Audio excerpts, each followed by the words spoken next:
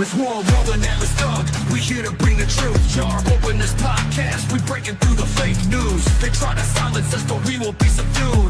We're bearded alpha males here to save the youth. Spitting fire on the mic with the bass Christian takes. Exposing the lies, keeping the demons at bay. We ain't afraid to speak up, we won't be swayed. Jar open this podcast, where the truth is laid. Jar openers, cracking open the lies. We're rolling Atlas dog, we're here to rise. Bearded alpha males saving the youth from the godless demons, spreading the truth. We ain't playing games, we're on a mission to awaken the masses with our intuition. Pulling out the corruption with no inhibition. Jar open this podcast, sparking a revolution. We're not afraid to stand tall in a world full of deceit. We're the voice of reason, bringing light to the street. Keeping it real, never missing a beat. Jar open this podcast, where the truth meets the heat. Jar openers, cracking open the lies. We're rolling Atlas dog, we're here to rise. Bearded alpha males saving the youth from the godless demons, spreading the truth. Jar open this podcast, where the truth will never cease. Join us on the journey to bring back peace. We're rolling Atlas dog, fearless in our release. Jar open this podcast, where the lies will decrease. All right. Welcome in. Time for a nice little Saturday session. This Saturday, right? Yep. Yeah. Now these weeks are just flying by, man. This year is flying by. It's pretty crazy. But welcome in, everybody. Welcome in, everybody. And hang out here just for a minute. Let everybody kind of filter in. Let everything get started. Make sure to hit that like button. Subscribe, all that good stuff. Appreciate everybody for showing up. What's up to everybody over there on X and Rumble? And of course here on YouTube as well. Sorry we missed the typical, had to be a couple minutes late, but what's up, Chris? What's up, House? GNC. What? You guys didn't catch it? Our start time is 7:02 p.m. It's been that way. What's up, Chicken? Chicken is still in the house. And yeah, she might be running out of time. Yeah. Yeah. One of these days here soon, we're not going to notice any sounds going on. We'll know what happened. Right. You guys be bringing up old stuff. We today was a wild day in terms of like news. Yeah, the last couple days have been. Expecting. Yeah, sorry, I cut you off. I was going to say the last couple days have been, man, pretty wild. Right. I think in particular, I'm actually this event with Virginia, I think will expedite people's anger towards not getting answers on the Epstein list. I actually even saw Tom Fitton came out and laid down the hammer of why they're even suing the Trump administration over some of the files to get released. But that's obviously a major story. And then in pop culture, you have, this now famous sexual assault scene in Star Wars that's causing all the rift. But I think of all the things I saw today, the one I was actually the most surprised by was Ben Shapiro sitting down with Zelensky. Did you see any of this? No, I didn't see any of that. So I actually didn't watch the interview because I could care less about listening to Ben Shapiro. But I saw a 4-minute clip that actually got posted not too long ago on X. That is kind of like his recap of it happening. And he basically makes the argument that he basically is coinciding with the argument that most of the leftists and the deranged progressives have, which is that Ukraine's fighting for Western values, and now he kind of sees eye to eye with like why Ukraine does need the support. And so maybe I'm paraphrasing a bit too loosely, but I was kind of shocked at his take there, and I think ultimately he's arming up himself for being consistent across the board with helping foreign nations. I think that's exactly what's just judging off of what you said. That's exactly where my mind went right away, because we all know who Ben Shapiro's favorite country is. Right. And I was just a little perturbed by that because I guess maybe for me, and I think the people in this chat can probably see right past it and see like there's clearly an angle for why this is being done. I guess I'm beginning to get a little shocked at just how obvious they're making it now. Um, and just how clear it's like, you don't believe this. You didn't just change that overnight just because you had one talk with Zelensky like that. Like, I'm sorry, like, I don't buy that. And then, what was Zelensky even earlier today said that he rejected the peace deal, that Ukraine winning is like the only answer, something along those lines. It's like, I, I'm so tired of hearing about other countries that, like, I'm beginning to get rid of my pro-war stance and actually say, let's bomb everybody. Let's fight everybody. Who wants it? Who We're wants to already hang? the world police. It's like, all right, you know what? Just time to get on board or just get blown up. Like, seriously. Right? Like, let's just go bomb everyone now. You know what? Give the military industrial complex what they want. Let's just, you know what? The bomb everyone. For real, right? Yeah. TNT says, I wonder who's taller, Ben or Zelensky. I'm not sure. That's pretty funny.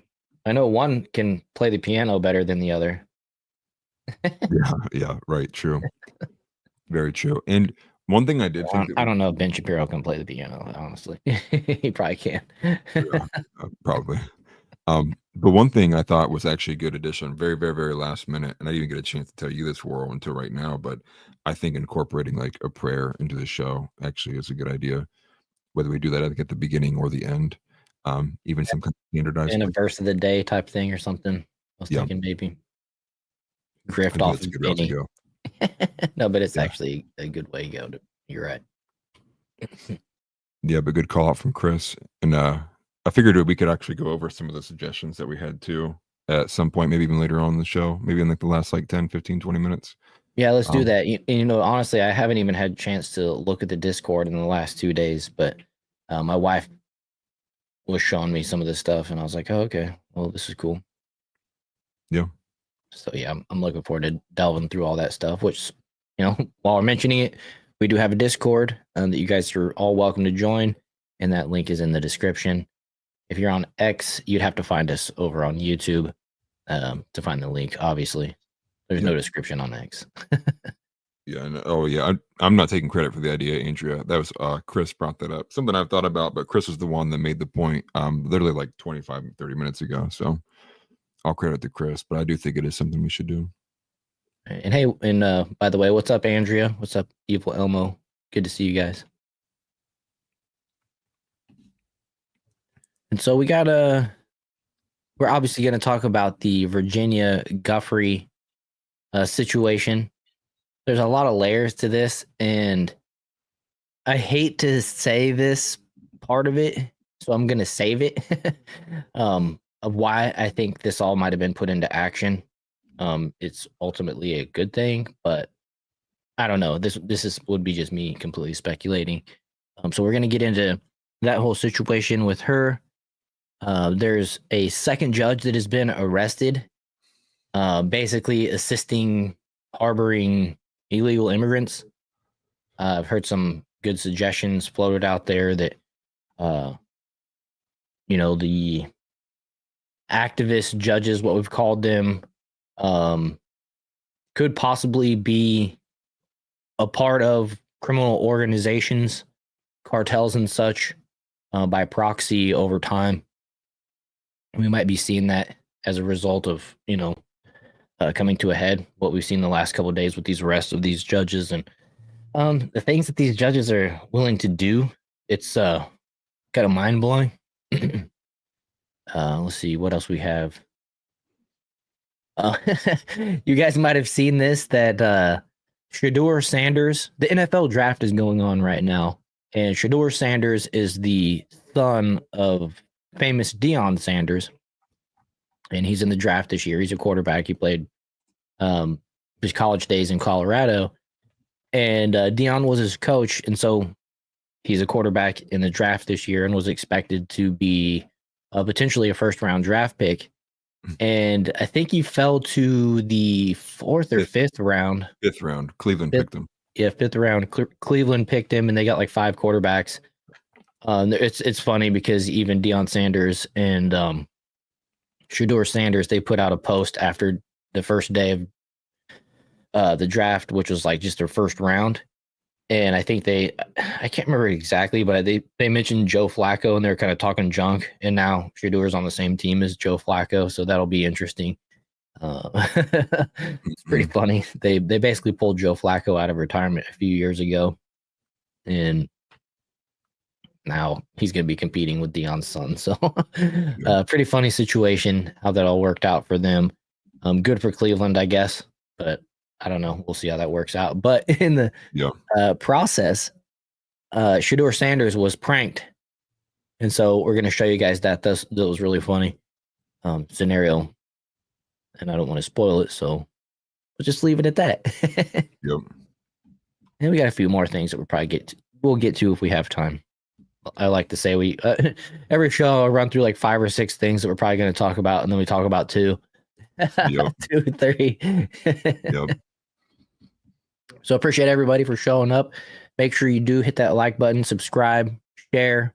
With your guys' help, we can make the show grow faster. So if you're on X, give us a repost, retweet, whatever. Also, if you're on, the other platforms, share the link with somebody that you know, or just, even text it to a random number. They'll probably click it, and then you never know, they might like the show. No, I'm just kidding. I'm just kidding. Don't do that. Don't do that. Send it to the cat lady you know. Do maybe send it to your group chat, something like that. Somebody that you think might like us, right? Right. Or don't like us. I prefer both. Right, that's true. TNT mentions no coach wants to have Deion harassing him every practice. Deion needs to step back. Yeah, that was actually my biggest take from the whole situation was you're not just drafting the son, you're getting Deion Sanders with it, and Deion's going to be right there every step of the way. And so, yeah, you're right on that, TNT. No coach wants to deal with that, and no franchise wants to deal with that either, because they're going to back their coaches. So it's pretty funny. I was impressed that it took so long, that he fell so far. He's going to now get the opportunity to play with a chip on his shoulder, and who knows, but somebody, Cleveland might have scored. They're getting him in the 5th round. He might end up being a great player. We don't know, but and I like Deion, so I'm reserving my judgment, to be honest with you. But you're right about that, TNT.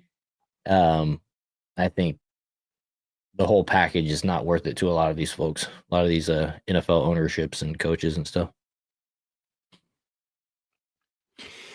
Yeah, I mean, I agree with Chris. I think not only is it just the fact that with the Deion stuff, but I do think there are major character issues that's been exemplified over and over and over again, from countless little bits, whether he said it himself or behavior he's exhibited on the field.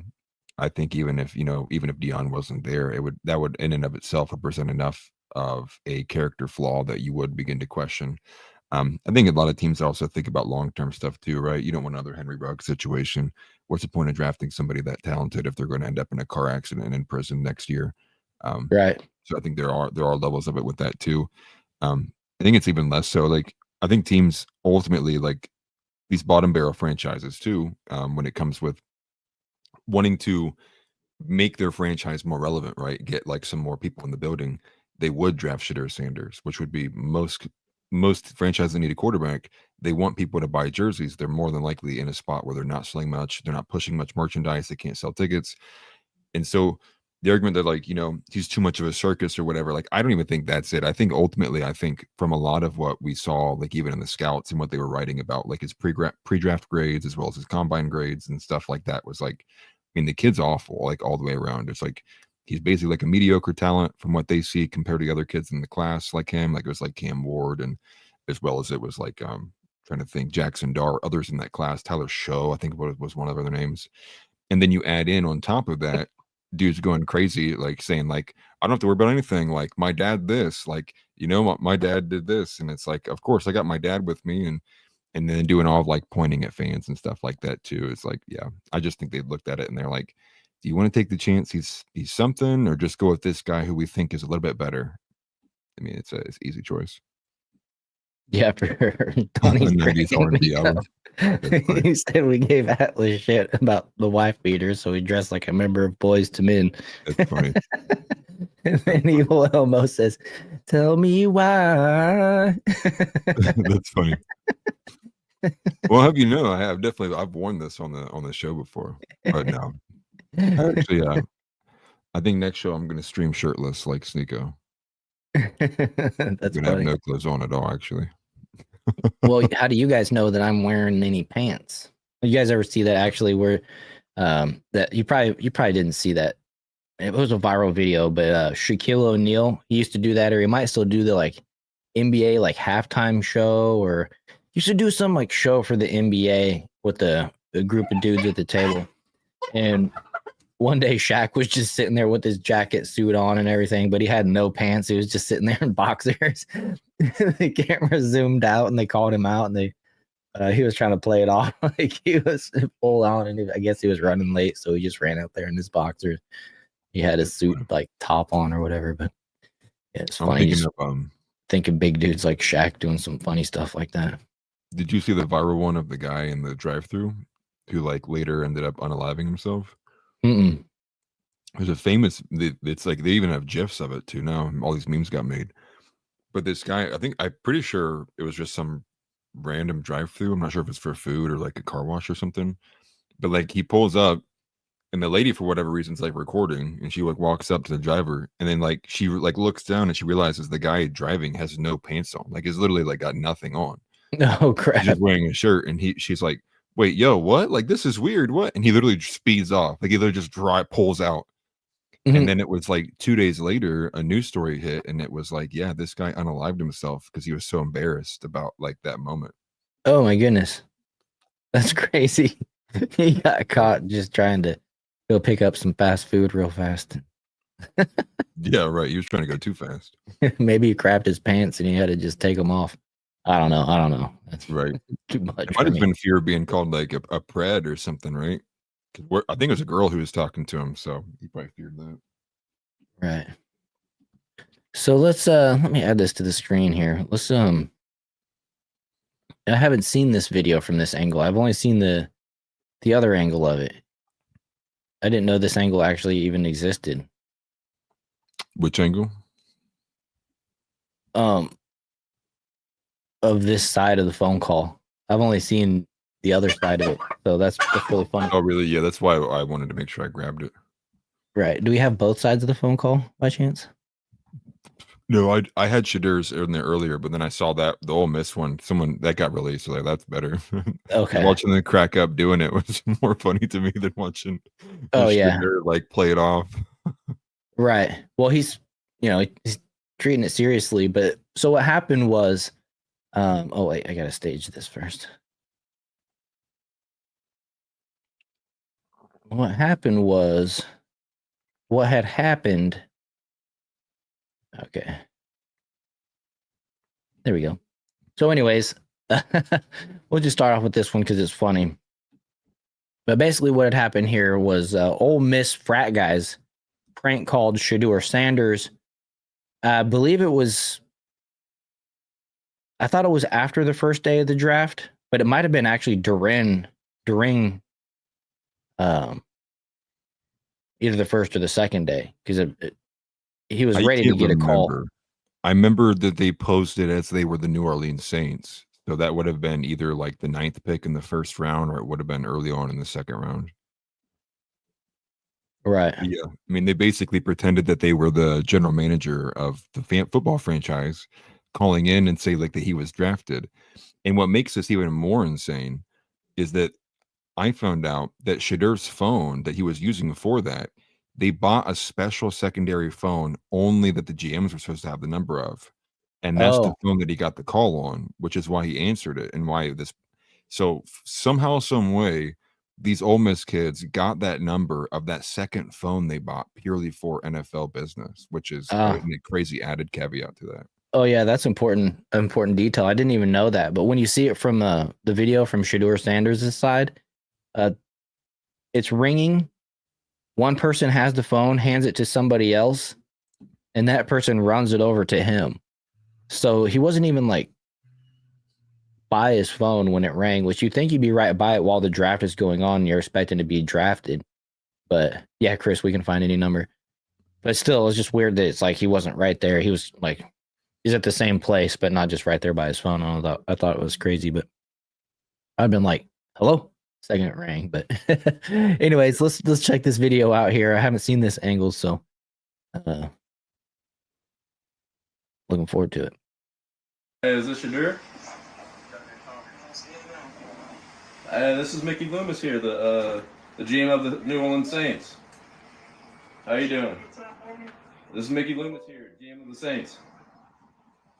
How you doing? Good. How are you, man? Good. Been waiting on you. Yeah, we have. It's been a long wait, man. We're gonna take you with our next pick right here, man. It's be legendary. Hey, but you're gonna have to wait a little bit longer, man. Sorry about that. He hung up right there. Hey, is this Shadur? So Brutal. I didn't know when he hung up, so he just said right after he said you're gonna have to wait a little bit longer. He hung up. So yeah, that was the whole kind of running joke was where is Shadur Sanders going to be drafted, which round, and by who, of course. And after he didn't go in the first day, I mean, it was big news, and he didn't go in the second day. But my guess is this was probably during the second day, but you never know. It was during the draft, and I mean, I wish we had. I'm gonna see if I can find it real quick. I want to show the other angle so you can hear what he's saying and kind of see what's going on in his scenario as well. Do you happen to have that around by chance? You said you had it earlier. Yeah, I can find it real quick. Okay. I thought the best part was, in fact, Matt Walsh's tweet, which was hilarious because he quoted it was like Emmanuel Acho or somebody, one of those race baiters, and he basically said he's like, come on, guys, like at some point the NFL has to give a young black man a chance. Like, that was dying, bro. I think that was so good. Well, that's true. At some point, it doesn't have to happen. I did have the other people side. Almost all the one from Sanders' end of it. Yeah, that's the one that I had seen. I hadn't seen this one. Yeah, I got the one. It's from Fearbuck. The right. What message you real quick? Chris said it's because he's so cocky. And yeah, it's he's super cocky, and I think he was like 13-11 or 11-13 last year when he played for Colorado. So it's not like they destroyed, and it's not like Colorado's in the biggest conference or whatever. I don't know. I don't watch college football all that much, but here's the other side of it. You know, so they're hanging out. It's an outdoor party. They got a nice tent set up here. And you know, he's in this general area, but he's not by his phone. And so here you go. Trey.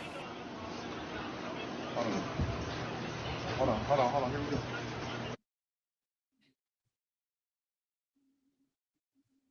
What's going on? Yeah, how are you, man? Oh, weird. Been waiting on you. Hold up. I'm bouncing it back.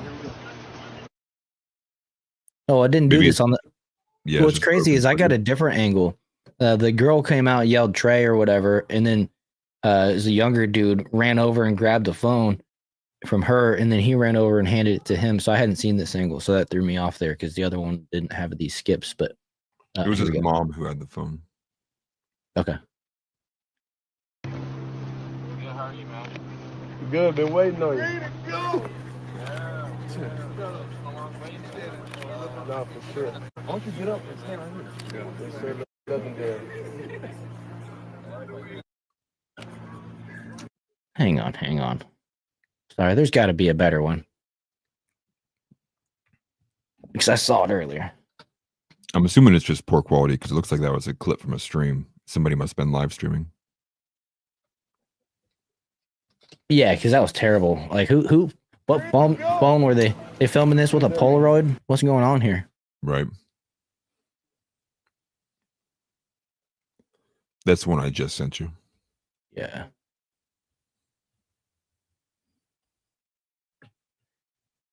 That's funny. The only angle that I've seen is the one that can't find now.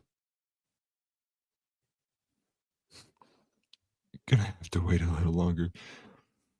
The Escobar one is funny too. You know, the waiting meme of him just like sitting there on the chair. I think that one's good. Let's try this and just see. Hey. Hold on. Dang, where's the better one? Where's the better quality one? Now I'm annoyed.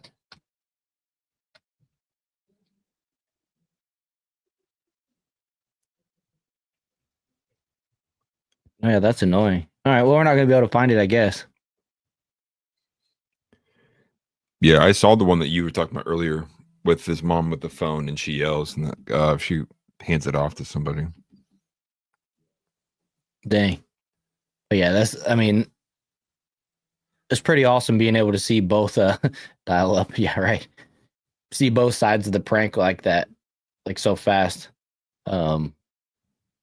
Whoever, I mean, those dudes, however they got that phone number, man, it was a little kind of ballsy, but didn't hurt anybody. I see a lot of people saying that they have sympathy for him, and they feel bad and all that type of stuff. But let's not be confused. These dudes that are getting drafted in the NFL, a lot of them have already made a lot of money in college, and he just got drafted to go play football and make millions of dollars. So let's not feel too bad for him, right? You can deal with a little bit of a prank, and maybe that'll help him with his career and be more inspired or whatever. But Right. yeah, that's pretty annoying. I can't find it. Chris had checked the Discord. Let me see. Oh shoot. Y'all want me to teach Snow how to walk right now?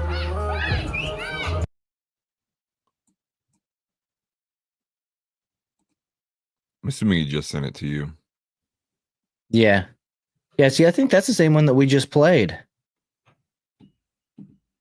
I appreciate it anyway. Anyway, Chris.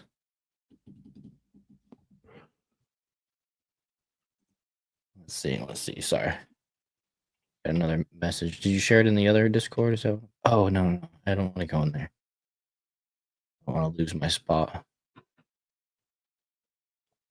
I'm messing up. Okay, there we go. Now I'm back on StreamYard. Like, what happened? So anyways, it's a pretty funny prank, honestly. I don't know, are Ole Miss and Colorado, or they happen to be rivals or anything like that? You know college probably better than I do. No, not that I'm aware of at all. I think this actually just speaks to the general amount of hate that shooters gets from everybody all around the collegiate world, because nobody can stand them. Yeah, Colorado is a Big 12 team, pretty sure, and Ole Miss is SEC, so they should. Yeah, no rivalry there. Oh, okay. TNT says the prank was a dick move, no doubt, but he's an asshole, so it balances out. And he still got drafted. So Elmo mentions that college players should not get paid. They already are with scholarships unless they use a likeness of a person. Yeah, I disagree. I think they should all get paid, but I think it should be like a base hourly salary. Essentially, it's weird, hourly and salary, but basically a contract. Travel, per diem, all that stuff should be on the school, and they should also be able to just get take endorsement deals. But I don't, I advocated for them to be paid for a long time, because it's pretty messed up when you consider how it used to be. You go to a college basketball game or a football game, every single person in the arena, every single person in the stadium was either being paid to be there, well, whether it be refereeing the game, coaching the game, working in the concessions, or they paid to be there as far as like a ticket, right? So every person in the stadium is either being paid or paid besides the players. And that just didn't make any sense to me at all. I just can't get with it, especially while these universities are overcharging for their education, pumping up the value of their scholarships. Not all the players are getting scholarships. So it's just, it's it's one of those things, right? Yeah. Well, I mean, I like, didn't like when they were being blocked one bit.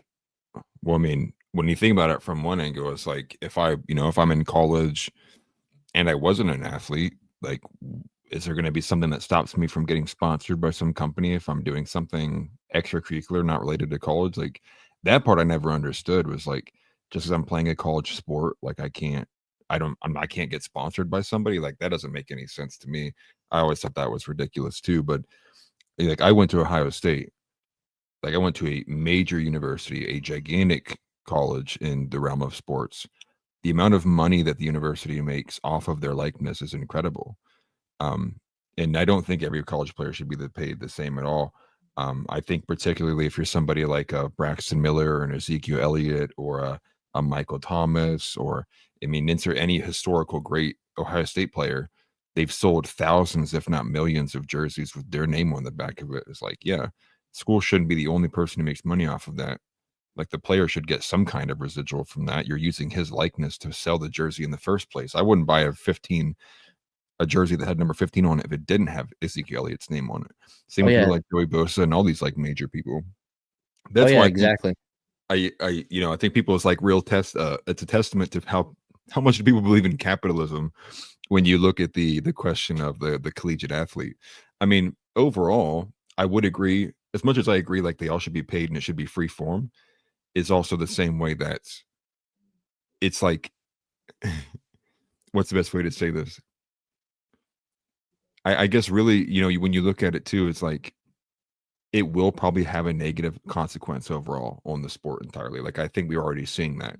There already are negative. I mean, even with like the transfer portal as Yeah, well, the right? transfer portal factor in it as well. It's a different. It's just a minor league pro thing, and they combine it with college or with the education, which combines it with the state and federal as far as money. It's pretty messed up Yeah. situation, to be honest with you. Well, And that's why I just say every player on the field should get the same amount of money.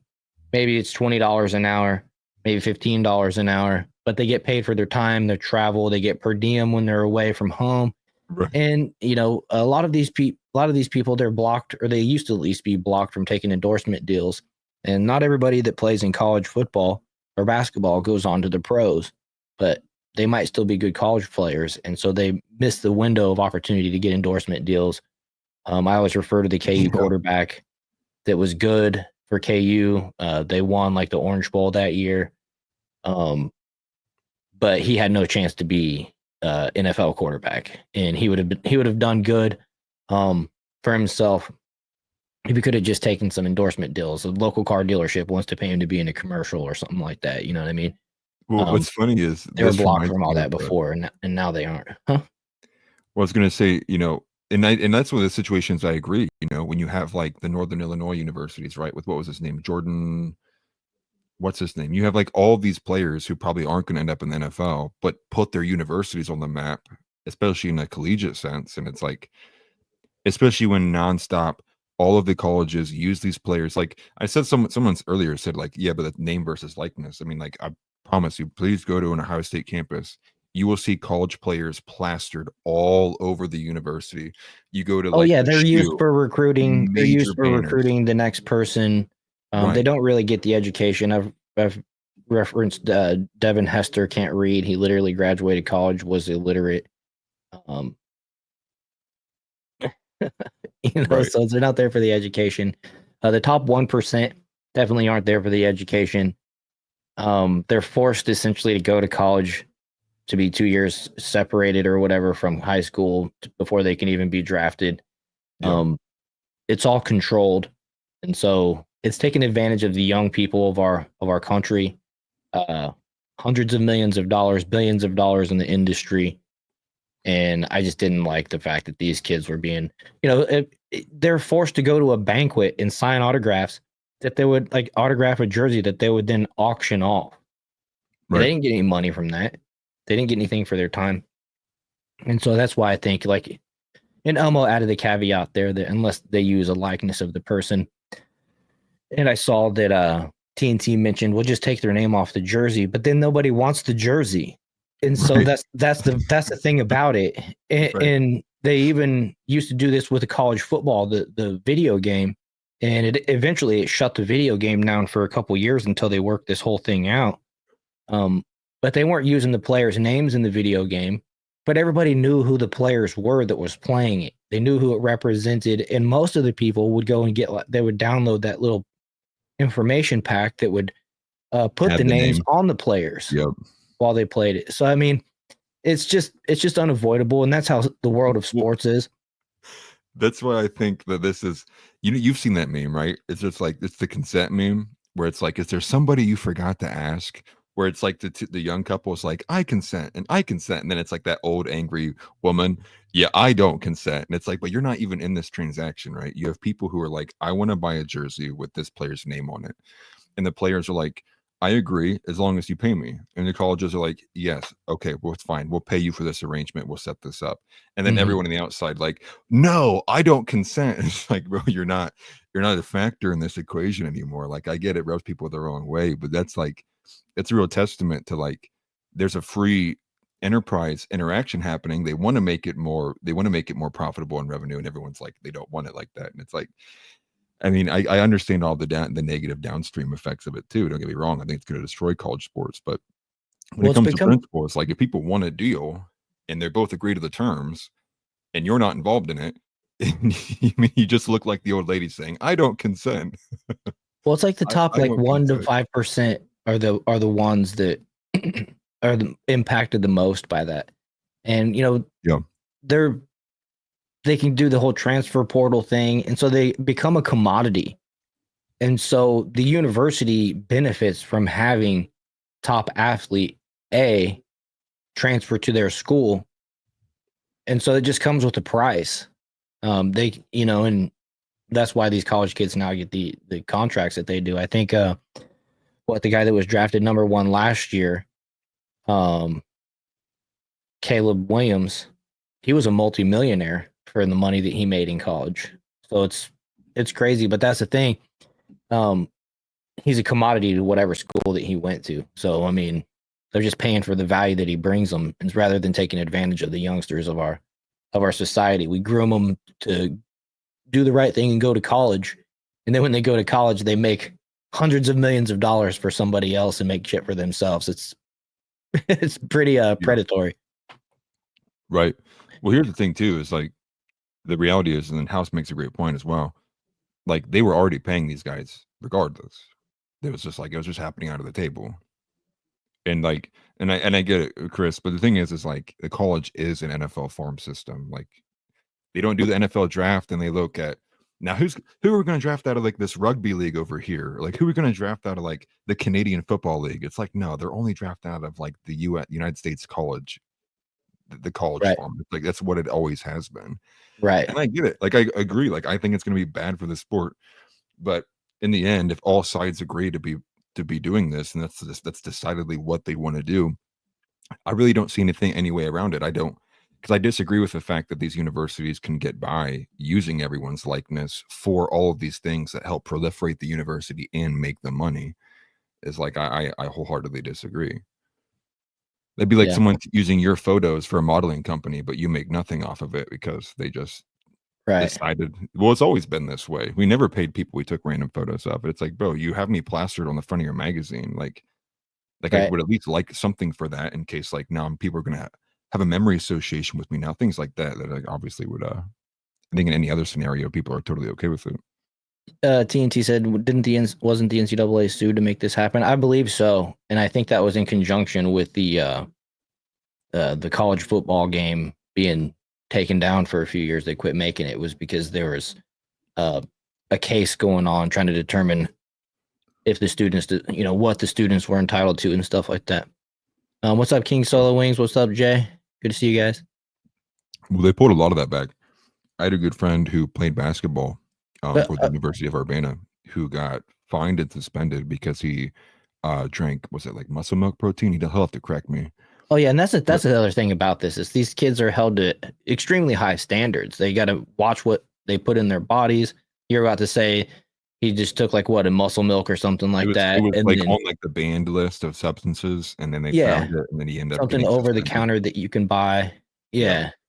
And he had no idea. He was like, "Bro, this is protein powder," and they're like, They're like, yeah, but it's not NCAA certified D1 gold checklist, and it came from this company. Like, sorry, you're suspended for 2 games, and we're gonna. I don't know if they like financially. I think they financially penalized them, but I can't remember what it was. Right. Well, I know that the athletes used to be blocked from getting jobs. They weren't even allowed to work if they could get a job. They'd go and take away your people's, Heisman trophies and stuff retroactively when they found out that, like, what Reggie Bush, I think, was notoriously the famous one where they went and took away his Heisman trophies and stuff because they found out that he was actually getting some money while he was in college or whatever. He was driving a Hummer or something. I can't remember what it was. Ohio State's the infamous one with So they've Jim all, Tressel and Terrell Pryor. well, they're all And cheating. That's the thing. They've all been cheating. So then they made some of the stuff illegal. But my whole perspective of it is I don't care about college football one bit. I don't watch college football at all. I was just thinking about it from the 18 to 22-year-old to 18 to 23-year-old perspective, like how society is treating the young males of our society by forcing them into an indentured servitude type of role, which is the way that it was. Like I said, I don't watch a whole lot of it, but I just and so I'm not 100% on how the current thing is. I know it changed, but I think it changed for the better. I think at least the students aren't being just taken advantage of. You know what I mean? With no other option. yeah, well, I would say that. Well, the only thing I would disagree with that, like they're not forced to. They are by proxy of like what I said earlier, which is like, I mean, if you wanted to make it to the NFL and like that's your dream, I mean, your pipeline is only going. You have to go through the collegiate system, right? Right. Like, Well, that's there's what I no mean other by way. forced to. If they want to pursue Yeah. forward, or if they want to push forward with their sports career, then that's the only path towards it. There's no alternative.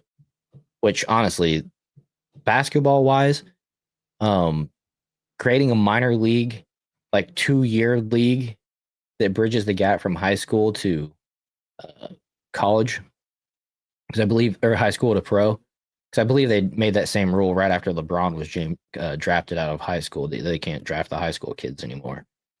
Yeah, no, that's Essentially, the one and dones. yeah, one and done. That's what it is, 1 year. They had like this. I think a league would do good. Like you'd have some of your annual players, your guys that just aren't good enough to go to the pros. Just perpetual college players that would make up your rosters, but then you'd have the 1-year kids coming through, and then they could make a little bit of dough. But it's kind of not necessarily now that the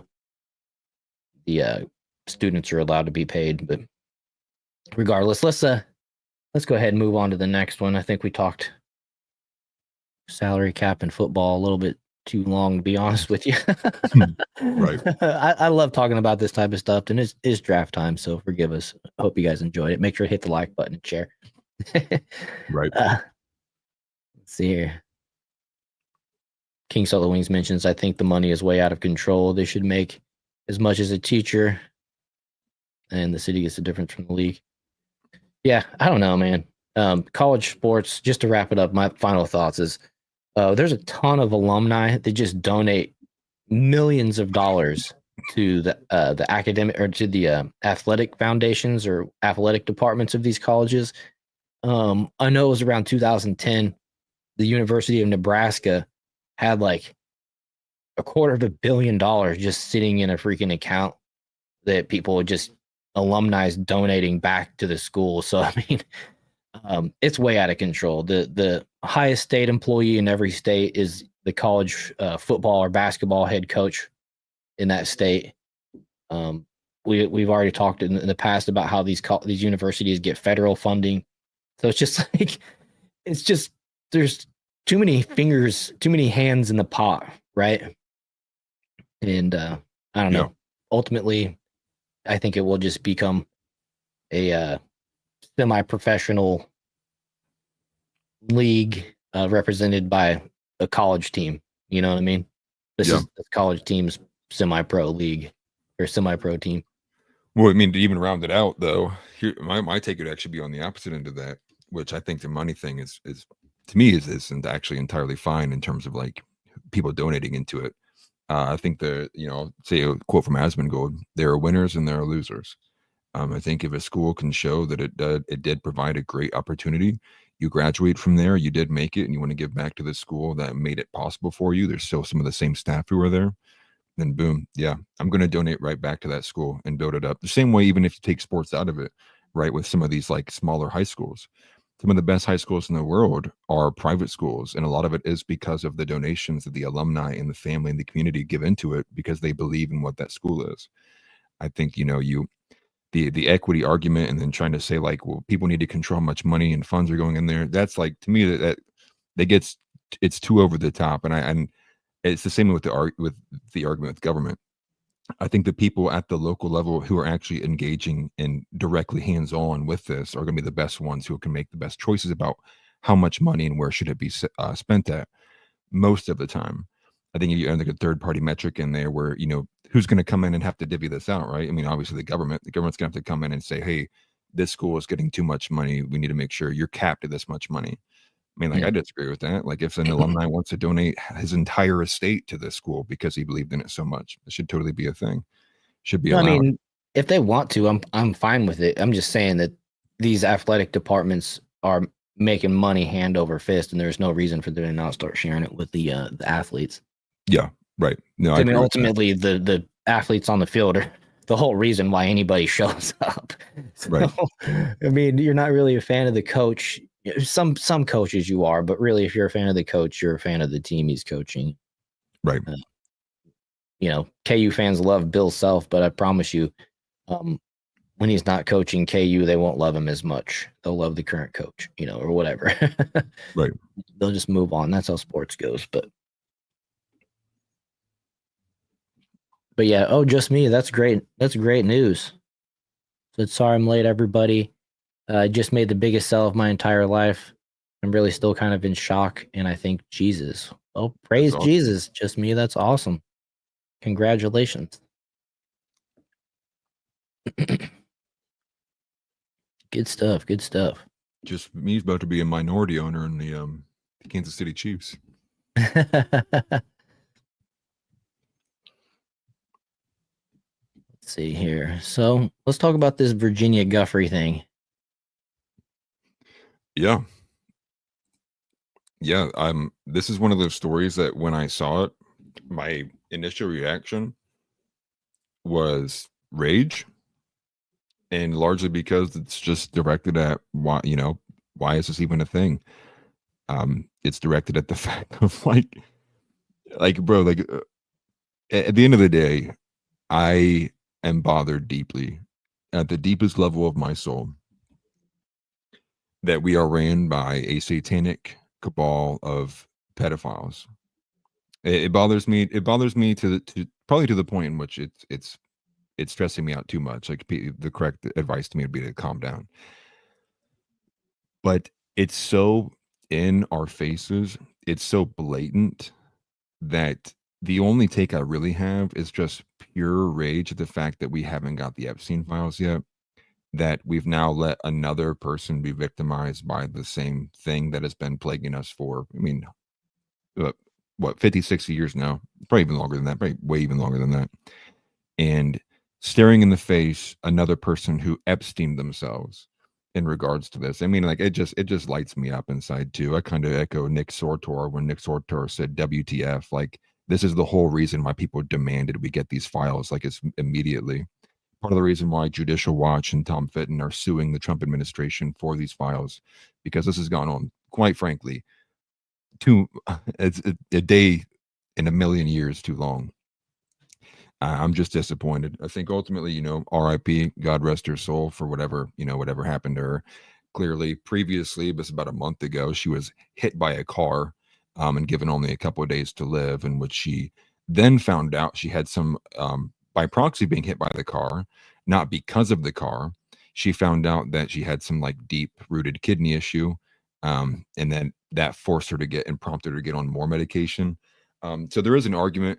Now, the thumbnail contains a tweet from, I believe, 2019 about how she's kind of being upfront about the fact that she would never want to take her own life.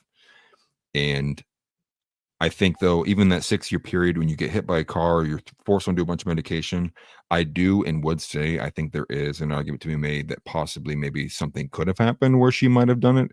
I think you look at the overwhelming amount of pressure that she's getting from people. I mean, How- the royal family is like spitting How in her face and saying outrageous like, it is "We want her that out of here," and like Sorry. because of everything she's saying regarding the royal family and who she was trafficked to from Maxwell and Epstein, that there is a case to be made that possibly that she could have done something like this purely because it was just kept getting brushed under the rug. No one cared, and her life was basically over at that point. But overall, I think that's the harder issue. That's the harder one. You have to like do all these things to stretch it to make it make sense. I think if you look and you match it with all the other individuals who have been caught up in this, they had similar fates. So overall, it's just sad and shocking that we're even dealing with garbage like this. I would give so many things to watch God smite the pedophiles that run our government. I can't even articulate what I would give God to watch that happen. Well, from what I understand, the car accident that she was in just a month ago or whatever, that was a bus load of children, apparently. I think it was full of children. But it was a bus. And she kind of lives out in the middle of nowhere in Australia. And so this bus, which the driver of the bus has come out and made a statement. First off, okay, so the accident happened, and the only reason why we found out about it was because Virginia Guffey had posted some selfies of herself, all bruised and stuff like that, right? And that's when she announced that she was in the hospital. She had been given 4 days to live, and she even said, according to the article, she's ready to go, but she just wants to see her kids one last time, right? And so then the bus driver came out and said, look, I barely hit the bumper, like broke the tail light. And when the accident happened, it was like some 70-year-old lady that was driving and didn't recall seeing Virginia Guffey on the scene. So brings to question, how did she get all the bruises on her face? What's really going on? What's up with this 4 days to live thing and this plea essentially to allow me to see my kids just one more time, which then she has this kidney thing. We know that people can be kept alive off dialysis. So I'm not sure how she was so certain about this 4 days and everything like that. But then she passes away, supposedly at her own hand, day before yesterday, right? And we hear this information from her family. It says her family said in a statement, it is with utterly broken hearts that we announced that Virginia passed away last night at her farm in Western Australia. She lost her life to suicide after being a lifelong victim of sexual abuse and sex trafficking.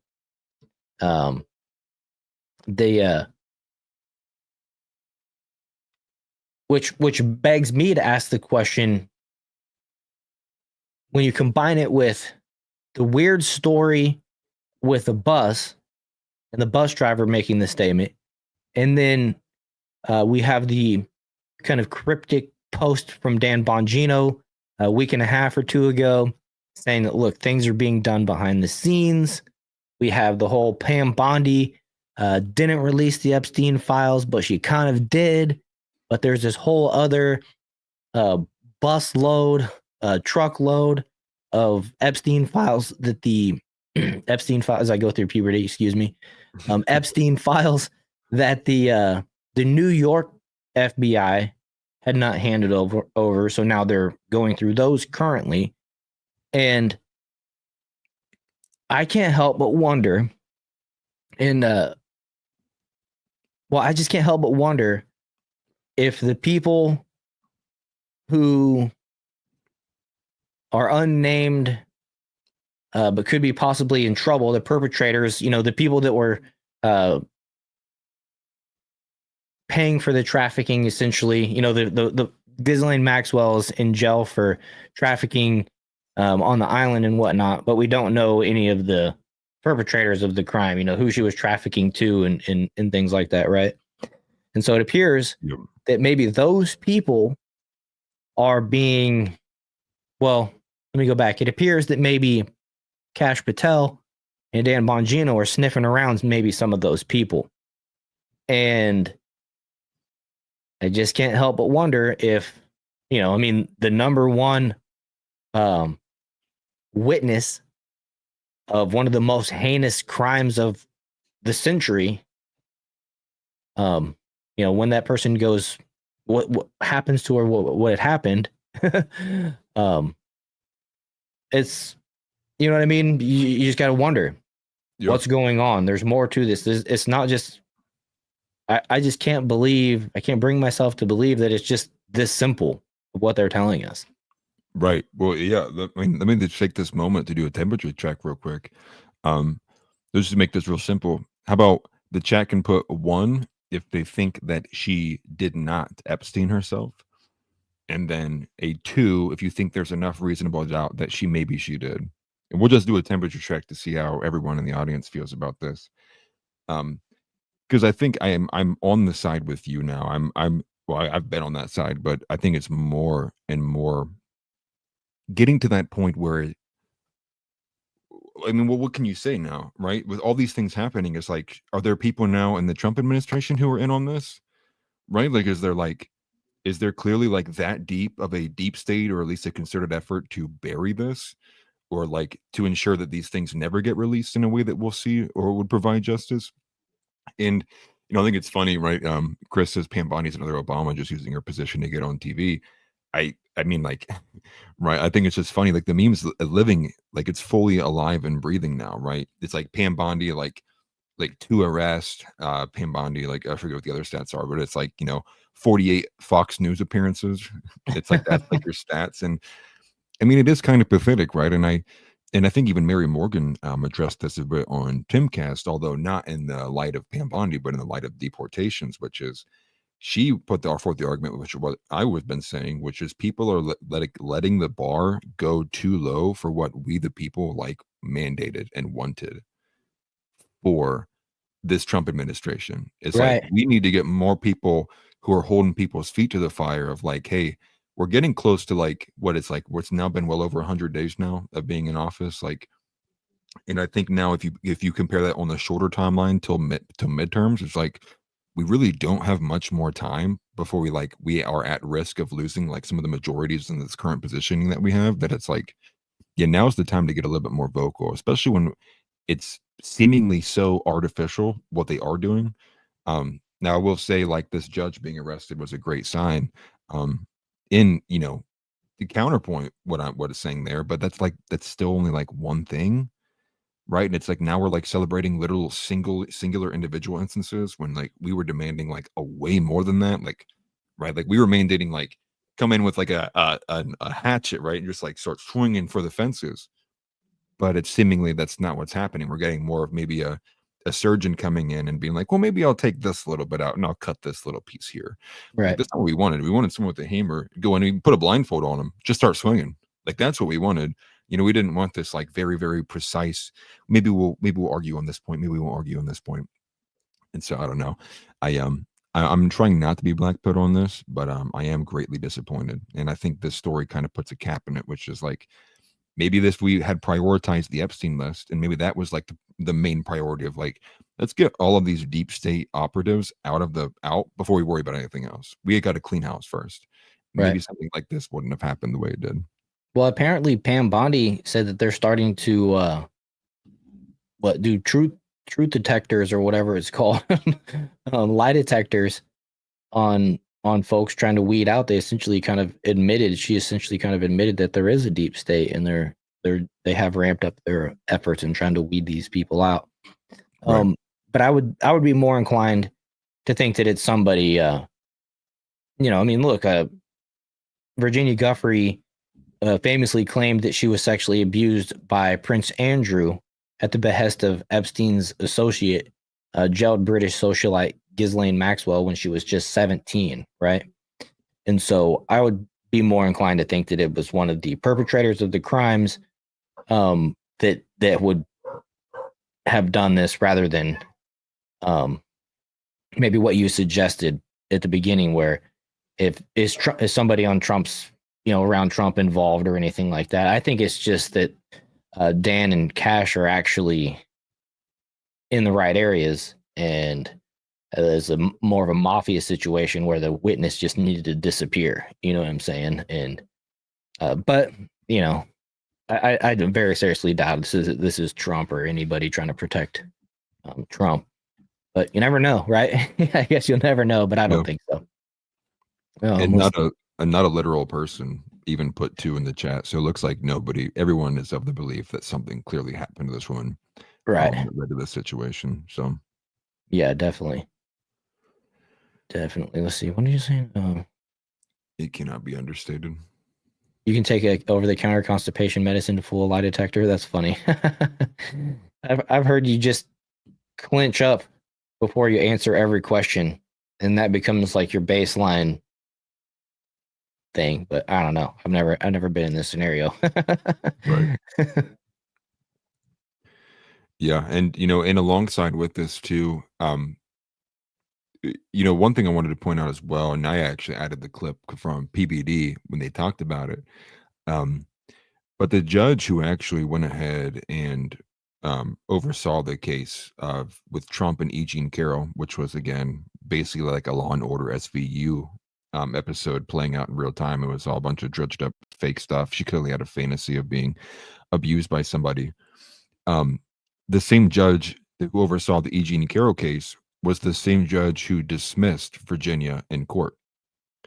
So it's wild to think that, and I even pointed this out some time ago in another similar case, which is like, how are we getting the same insane activist judges on these cases? It's wild. Like, how are they the same ones always getting their hands or putting their finger on the scales?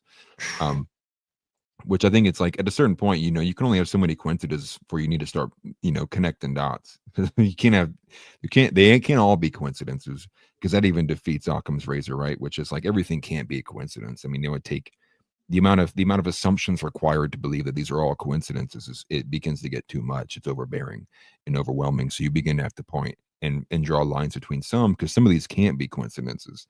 Some of them would have to involve a little bit of push and play by human operatives to make these things occur. And I think that one was one that really stood out to me. But they talk about it here in this video, because I think even PBD was a little bit in disbelief how that happened. Thanks, Chris. Yeah, Judge Ergeron, that's the one that oversaw the E. Jean Carroll case, and this one apparently. Yeah, here, let's play this video. Oh my God! Check this out. Watch this here, Tom. Watch this here, Tom. I'm so sorry to interrupt. Okay, go to other cases he's worked on. Go lower, go lower, go lower, go lower, go lower. Go up a little bit. Right there. Hang on. Right there. You will not even believe what I just found. Look at the case he worked on. Look for all the way in the bottom of miscellaneous, second line, 2021, 2022. Kaplan was presiding judge on matter relating towards Virginia Giuffre and Prince Andrew. Click on that on section. Watch what happens. What happens to the case. Click on that's the one. Click right there. Zoom in and just go to the top. Yeah. Jennifer Andrew reached, and the case was dismissed by the party stipulation in March 2022 without going to trial. Prince Andrew. So let me get this straight. This case, read the top. Federal Court, Virginia. You know who Virginia Giuffre? I mean, we just talked about her, right? Traffic girl. That's from right. Epstein Island. From Epstein Island, second son of for sexual assault under court, several sexual encounters with Andrew in the early 2000s at the age of 17 after being sex trafficked by American financier and convicted by sex offender Jeffrey Epstein. Dismissed without going to trial. Yet Trump's $83.3 million. Wow. What a freaking find. Great find. That is insane. All you gotta do is dig a little. It's insane, man. Yeah. It's crazy. I like that. I'm tired what JB said. I'm tired of corruption cases having coincidences. It's always, right? Right. And these activist judges, these people of they think they're above the law. It's pretty insane, to be honest. Right. And people obviously have their different takes on it too, but apparently this has caused other victims have now begun to come forward and be a bit more bold because, you know, if Virginia goes and she's like the most vocal one, it's like, well, now who's the most vocal one that's left? I gotta go fix something real quick. I'll be right back. Word. Okay. I'll hold it over. I can't control the screen right now. I wish I could. I'd put more stuff on here. But I'll go ahead. I'm actually just going to go ahead and read actual. Ryan Dawson had a take that, if you're unfamiliar, Ryan Dawson was, and probably is, among a small group of people who have made this basically a lot of their life's work, uncovering corruption. Ryan Dawson, more specifically, with things as it relates to like Israel, 9/11, a lot of the more very untouchable subjects when it comes to mainstream media. And Ryan Dawson actually, his actually caught me off guard, but he took a different take. And again, I wish I could put it on screen for you guys. But it's from Ryan Dawson. He actually says to stop saying that Virginia was killed. He says that you're scaring the S out of the other victims. They've been calming down panicked women all day. This isn't some joke. Ryan Dawson also writes, think before you write stuff. These are real people. Virginia has a family. I really hate conspiracy kooks. He goes on to say, you do not know the full extent of the story. Trust me, you don't. And you don't have to, but you do know that you don't know. So stop flippantly guessing just because it's good for the memes. Now, he goes on to say that society is pure rot and that people would do anything for clicks. And that, you know, he finds that the monetization of other people's suffering is disgusting, but I don't think you can really stop that at this point. But he goes on to say that she was a huge reason why Epstein and Maxwell and Brunel all landed behind bars and why Prince Andrew lost 16 million. That she did great damage to the pedo network, but they also did great damage to her. Don't lie about her life or her death. He writes to end that she had kidney problems and it wasn't related to the bus accident, but it was because they had discovered it during the medical work after the accident.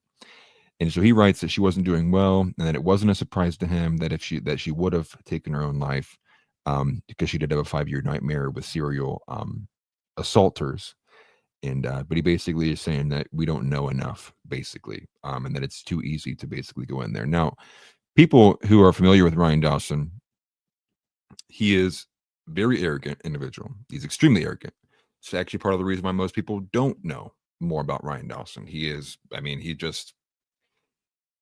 very elitist when it comes to parsing information. I think partly from the fact that he did uncover so much of this, and a lot of people basically bite off of his work and are more well known than he is. He's kind of gotten bitter from that. But I think it's also the fact that, like, when you have him on a podcast and try to talk to him, like, he just is extremely arrogant. People just don't enjoy like dealing with him. But at the end of the day, I think, you know, you have to respect his work regardless. And I just thought that was a caveat to add in there, that he's one of the people who has been the most hands-on on stuff like this, is saying to like pump the brakes a little bit. And I did think too, you add in a 6-year difference from the tweet that everyone's showing and where she says like, I would never do this, is in 2019 to where we're at now in 2025. Before, you know, but that was before she was getting ready to go on this tour of saying all of these things. I just think, to me, with knowing that she was on all this medication, it is enough plausible what's the right word? There's enough, you know, there's reasonable doubt that maybe she did decide to do something like that based on the fact that everyone in your life is probably calling you a liar, or that no one believes you and then they think that you're a conspiracy kook. Maybe that was too much to come away from and you're feeling sick, you have all these problems going on with your kidney. Like, I just think it's enough to say like it's possible that maybe it wasn't related to a hit. But at the same time, it's like, to me, it's like they're on equal footing. I really don't know enough about Virginia, you know, personally, to even say like, do I know if she would be the person in that mind capacity who would do something or not do something like that? I don't know. But I do think the overall point there is true, which is like, there are real people who suffered from a very predatory, you know, pedo network. So at that point is like, I think the biggest thing is we need to just make sure like we stop the suffering. Like, the reality is like, we all know it's a real thing. So the main priority is obviously to make it stop. But I think, again, a little bit of arrogance in there from Ryan Dawson to tell people to stop talking about it in some way. Cause it's like, how does this guy know for a fact that she was just depressed and did it, you know? And so, but we just wanted to throw that in there, especially from one of the top dogs in that industry as well. Well, you can, at some point, we got to also take Virginia Guffey's word for it, where she posted this on X a while back. Quote, I am making it publicly known that in no way, shape, or form am I suicidal. I have made this known to my therapist and GP. If something happens to me in the sake of my family, do not let this go away and help me to protect them. Too many evil people want to see me quieted. Right. So, I mean, And for a that's what person I who was had saying. kids, who had posted this, you would think, you know, maybe not just believe the family's story, but I don't know. You know, Right. maybe the family is scared and this is the story they were told to tell. And it's up to us to believe it or not.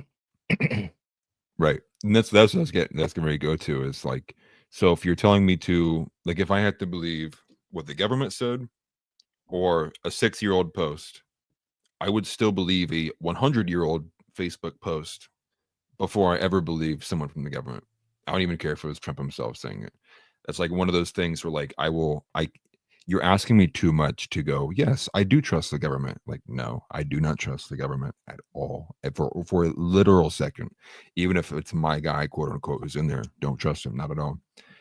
And so, you know, that's why I still say, like, I err on the side that it probably was involved in a hit, just like what you had pointed out with the bus. Like, things just, and nothing adds up. I mean, they're all reality of like with anything related to the Pato network and Epstein. That's the narrative of the story is none of this makes sense, right? That's why people are paying attention to it. Mm-hmm.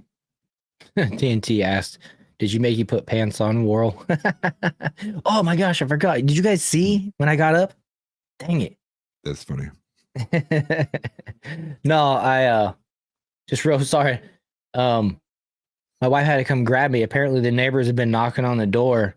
I have a really long hose going from the backyard, the back of the backyard, all the way out to the front yard from the well. And that's what I wash the cars with and stuff. And apparently the hose broke. I just keep it turned on all the time because I use it from the front, you know, or whatever. Apparently the hose broke. It'd been draining water out down the driveway for a while. I didn't know. So That's funny. my wife couldn't figure out how to turn it off. In our yard. Where's the water coming from? You know, it could be coming from the house hose or could be coming from the well or whatever. So I had to go take care of it. It was the man realm. The man had to take care of the problem. So, you know. Step aside, woman. Out of the way. I'll fix this. No. So. Right. You don't know what you're doing. Back off. It's just my realm. My realm. Yeah. Well, I mean, hey, I think you scroll down. Go to that meme. That was just underneath that one. This is how people feel. That is the general sentiment how people feel. I'm seeing it all over X. That's how people feel about it. And it's like, what a world to be in. Getting day one promises. What was it even? You know, people were pointing in front of Cash Patel for the other day one promise, which was like he would turn that one FBI office into like a museum. Right? It's like, yeah, what happened to that, man? Like, what's going on? Yeah, so it's good. And that's the thing. It's like the meme magic is real. And I think the more that you see memes that depict what most people are thinking, the more it's going to pick up and carry and hopefully result in good changes. Meme magic hasn't let us down yet. Yeah, man. That's what the Trump 2016 election taught us, that memes are powerful. Right. Very. Hey, what's up, Joy and Cyrus? Good to see you. Yeah, she originally stated she would not off herself. It's so sad that they got her. Yeah, for real. And it's just too bad. It's too bad. And you know, like I said earlier, I just can't help but wonder if it wasn't, you know, because Cash and Dan Bongino are sniffing around and the right people, or the wrong people, I should say, got scared. And, you know, maybe we'll find out more in the coming days, but I'm still holding out hope that these dudes are working for us to get the job done, and they're going to do it properly. I don't believe Dan Bongino gave up his job making millions of dollars to just become some useful stooge for Trump or for whoever. You know what I mean? I think he Right. really wants to get some stuff done, and I trust him more so than I do Cash, but I'd still I trust Cash. So, And that's well, that's why I come, when I view it, and I try to take the names off, whenever I'm thinking about things, and kind of reduce it down. And that's why it's hard for me to even hold that spot, which is again going back to it where I'm like, please, government official, do your job. It's like, right. that ever worked before.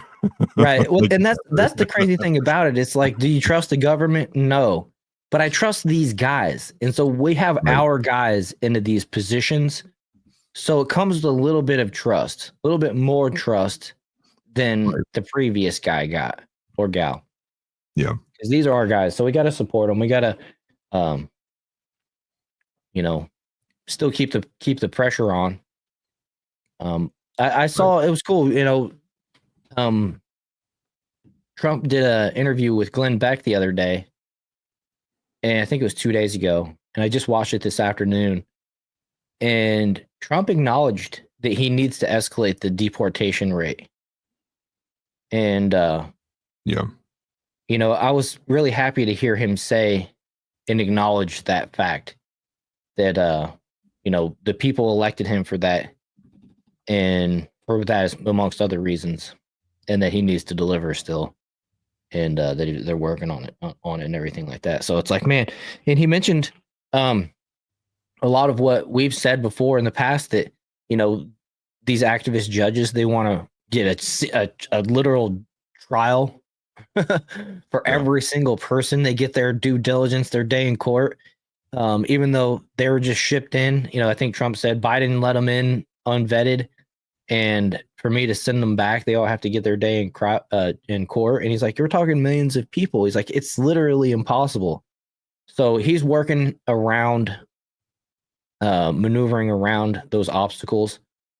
And he hasn't lost sight that is one of the goals that we strive for.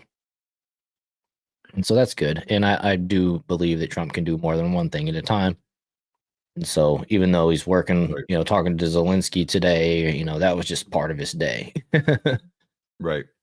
Well, and the thing is too, I'm also sitting here thinking if we take Trump out of it, right, and we're looking at everything else that we've gotten so far, if we do end up getting right, so we got the artificial food dyes banned, that went into an immediate effect, and then RFK proposed that there's another thing coming down the pipe from the FDA, and then they're going to be changing their efforts towards taking the COVID-19 vaccine off of the children's vaccine schedule. Some of those I'm kind mandates. of as much as I might think RFK is being blackmailed over one specific thing, it's he's blatantly about to give us the most results out of anybody who we put in there, and he was a last minute addition, Right?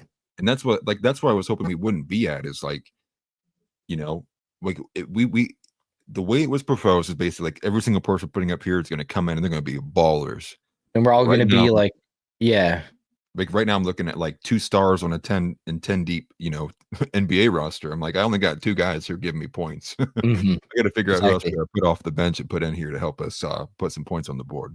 It's not the finely tuned, well-oiled machine that we thought they would be, but hopefully they can work out the kinks. One of the things that I know is going on right now between Trump and Pete Hegseth and Tulsi Gabbard is that Pete and Tulsi are completely against going to war with Iran, at all. Don't want to do anything. And Trump, I believe, is more inclined to support Israel, which Israel is the one that wants to escalate, push the tensions. That's who the beef is between, really. And so it's, not everybody. I even think of what Elon got into a yelling match with somebody the other day, but you can disagree with people and still be working on the same problems. And it's nice to see that there's not a bunch of yes men in there that are challenging Trump. Contrary to what the Democrats said, if anybody challenges Trump, they're just going to get fired. So he'll be surrounded by a bunch of yes men that just do his due diligence as a dictator, or not due diligence, but do his bidding as a dictator. And you know what I mean? And it's nice to see that that's not actually what happened. What's happening. I have to give credit to Trump. This actually, there, like, let me see if I can grab this headline or like his quote that he said, because this kind of like shocked me a little bit. And you know, is much, I didn't want to highlight any of these things because I know how like just like how bad it is for like the YouTube whatever. But like Alex Jones had the infamous Bandman on like a 5-hour segment yesterday on InfoWars, and Alex Jones had made the point where he was like, no, like he of all the interactions he's had with Trump, he's like he knows on a deeper level that Trump actually has no he has no good harbored feelings for Netanyahu. And then I saw today that Trump's quote was like he won't let Netanyahu drag us into war with Iran was like his quote. That's good. And that one was the one where I was like, oh, okay. Like that's solid. Yes, here it is. This is from Yahoo or the New York Post. Okay. Yeah, from Yahoo. That's the quote from the Telegraph from Trump. Netanyahu will not drag me into war with Iran. And I can send this article to you if you want to put it on screen. Or yeah, you can stage it and I'll just select it or however you want to do it. Oh yeah. Well, if you stage it, it looks nicer. I'm just gonna message it to you. Oh, okay. That's fine, yeah. But then I saw that and I was like, okay. Right. That's what I wanted to see, dude. That's what I want to see, dude. Like, no war. We're not going to war. We're not going to war. Now, I think that's still a different question from how we may like want to interact with Gaza, but at least like we're getting the harsh no about World War III. It's like, bro, like we're not doing that. That's what I wanted to hear. That's what I wanted to hear. I wanted to hear Trump's big sack get plopped on the table and he goes, that's crazy because I run this country. Yeah, we're not doing that, man. Get out of my office. That's what energy I wanted to see. I want to see less of like this moderation for the war, but really only going one direction. And this seems like we're getting a bit more of this neutral playing field. And that was a really good solid plus for Donald Trump. So, A+ interaction from that. Right. It says here, Trump has said he will not let Israel drag the U.S. into a war with Iran. In comments published on the eve of the third round of nuclear talks between Washington and Tehran, the U.S. president said he thought Netanyahu, the Israeli prime minister, may go into a war with Iran. However, speaking during the interview with Time magazine, Trump added, but we're not getting dragged into it. So that's good. So just what you said. We're not. Trump is basically on the record now that we're not going to get dragged into this with Iran. And you never know. That might be because of Pete Hegseth and Tulsi Gabbard's efforts, saying, hey, look, this is not in the best interest of the United States. It's not in the best interest of American people. And I know, Israel's an ally, but this is one that we're going to have to let them do on their own. You know what I mean? And essentially, if we're still paying for the defense of their country while they're at war with another country, we are still helping their effort. But you know what I mean? It's at least that's the agreement that we agreed to in the past. So that's us upholding our end of the bargain. But and that's kind of where I drew the line a while back, months ago, was that I'm more okay with honoring our current alliance with them, which is helping defend them, but I'm not really so down with funding their offensive attacks. Yeah. So with that, actually, that we probably should play that Ben Shapiro little clip there, because you saying that reminded me of what the quote was that he had said, which was he was like, well, we got to stop looking at our allies when they have flaws, because just because they have a flaw doesn't mean we shouldn't help them. Like that was like the argument he was going with. But obviously he was talking about like Ukraine, but I think everyone can guess he's clearly saying that to like presuppose his position about obviously his favorite country.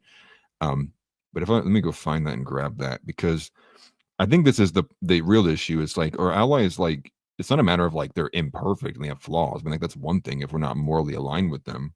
Mm-hmm.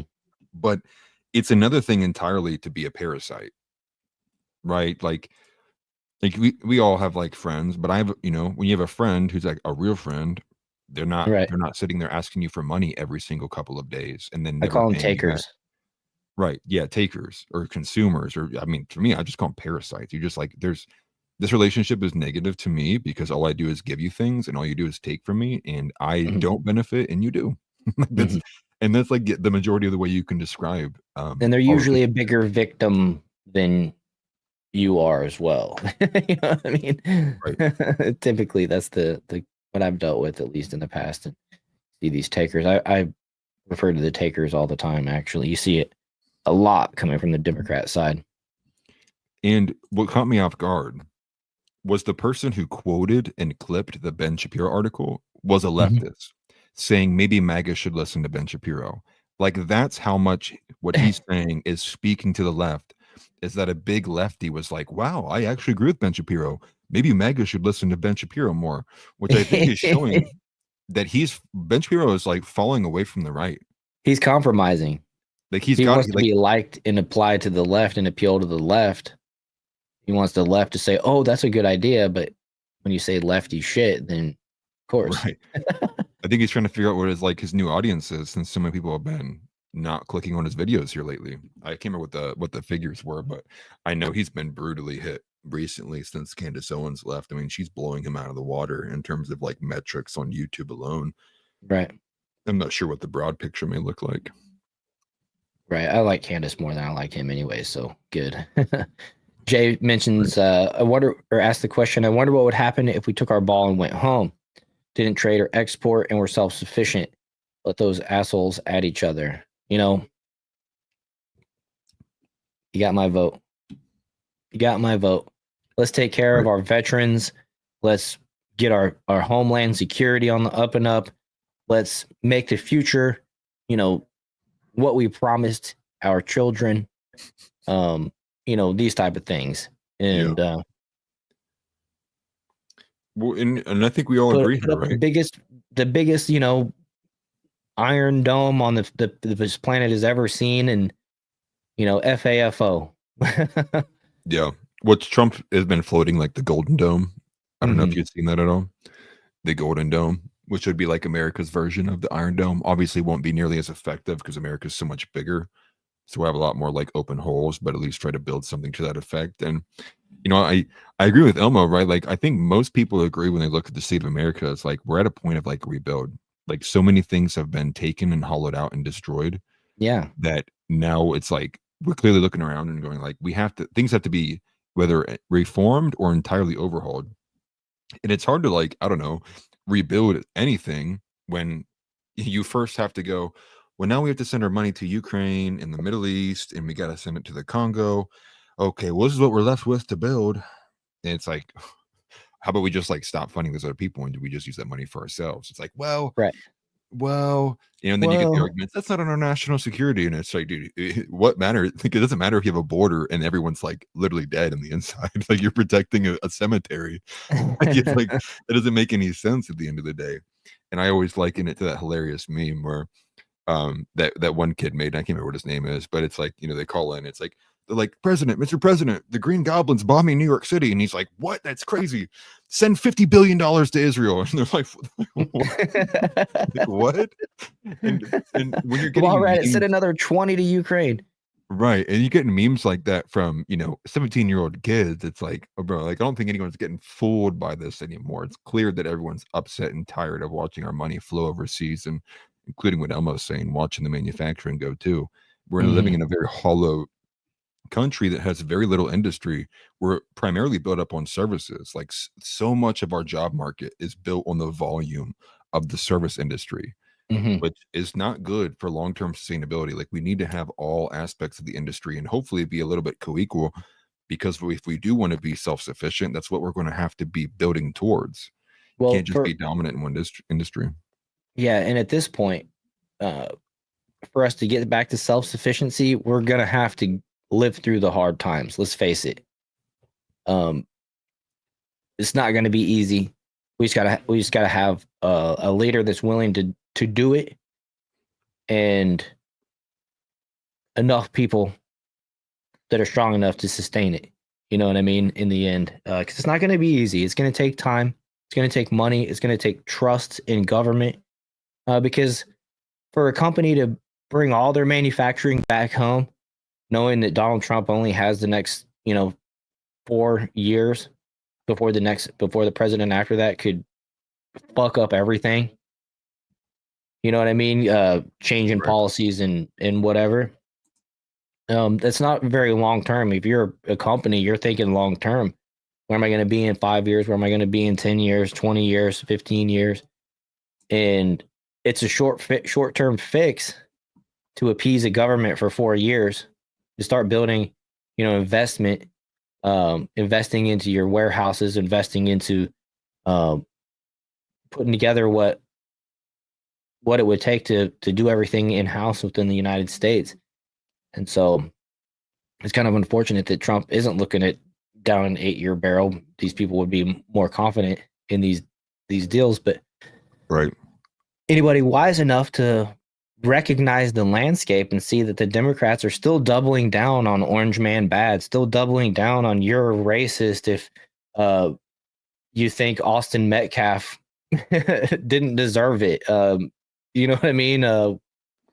Whatever it is, men and women's sports, they still want to double and triple down on the things that made us not like them in the first place. It looks pretty promising that the next 4 years after Trump will be under a similar type of leadership, which should breed confidence in bringing home manufacturing, but you just never know. And a lot of that comes down to the political ideology of the person running the company that makes this decision. If they're a hardcore Democrat, they're going to be like, I'll wait it out and hope that Democrats are back in order and back in charge in 4 years. And then I'll just, I'll winter the storm now. But in my opinion, we just got to do it. We got to do what's best in the long term for America. If we never start working towards balancing the budget and cutting spending and getting a legit retirement program, that isn't just I got this meme actually that makes it where Social Security isn't just this come on thing. Oh, dude, this one cracked me up so much. Yeah, Social Security isn't just this was it Ponzi scheme, right? But this is a funny meme. Have you ever had this conversation? And it's the old person saying, "Don't mess with my Social Security," and the younger person says, I will continue paying in so that you'll still get your payments, but it's a Ponzi scheme that's falling apart, and we need to phase it out. Please support us for our kids' sake." And then it's like quiet, and then he goes back to the square one. "Don't mess with my Social Security. You stay off my lawn." Yeah, just like the blank face, dude. Like the question marks everywhere. What? Right. Yeah. Yes, I have had this conversation before. Yes. Why do you ask? Yeah. And again, and you think like this is just one part, right? Like this Social Security thing is like one of those things where it's one part, but will clearly have drastic consequences if not taken care of or talked about at length for how we figure out what to do with it. And then you think of, then there's the Epstein, then we have the World War III, then there's like, we're facing, 10 existential crises at once. And then, people at home are like, man, dude, like, I don't think we're going to be able to send you to, to summer basketball camp this year. We just don't have enough money. And then it's like the US government is like, student loans canceled for a bunch of crazy leftists who had no idea what the hell they were going to school for in the first place. Oh, and by the way, Ukraine got $100 billion. Mm-hmm. And the people are just like, at the end of the day, it's like, it's that meme of like the guy with, like a little cup and getting like a drop. And like you have like this big banker who's like this big obese behemoth just absorbing all the funds. It's like, yeah, you can try to keep going this route, but what we're seeing right now from the young men and with the increased radicalism is like, well, we're not going to have a country for much longer if you keep going like this.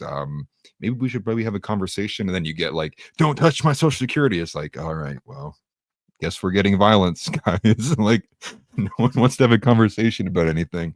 It's just sad. And maybe that was the route we were always destined to go, right? When you look at the four turnings and the way the empires rise and fall, maybe we were never meant to last that long. Maybe it's just part of the human nature, and the fact that evil men will continue to rule, and good men find it incredibly easy to sit there and do nothing. You think of all the, especially when you look at like the female problem, right? Like a lot of women aren't like, obviously there's feminism plays a role in that too, but like where were the generations of fathers? What the hell were they doing? Yeah. Right? You're seeing all these girls do this, you're seeing the way that women were starting to act, and you bit your tongue. Really? Like, you just wanted to get laid that night so bad that you let your guard down? Like, you let your daughter become like this absolute slut because you just like, God forbid you say something mean to a woman? Right. Like, that's what I look at too, and I'm like, that's why it's like you can't have a univariable analysis for any of this. There are so many things that led into it that, maybe it's just a natural trajectory, too big to rig, but ultimately, like, it doesn't matter, anything too big, at this level, there's always going to have a time gate. It's just like a time limit on it. It will eventually collapse. Yeah. Well, Jesse Lee Peterson says that that's a result of women raising the children without fathers. Right. Essentially, yeah. Single mother stats don't lie. Evil Elmo mentions here, always found it funny. They always claim Social Security is running out of money, but never welfare. Exactly. Yep. Exactly. Right. Get rid of both of them. Welfare is the biggest BS I've ever heard in my entire life. Yeah.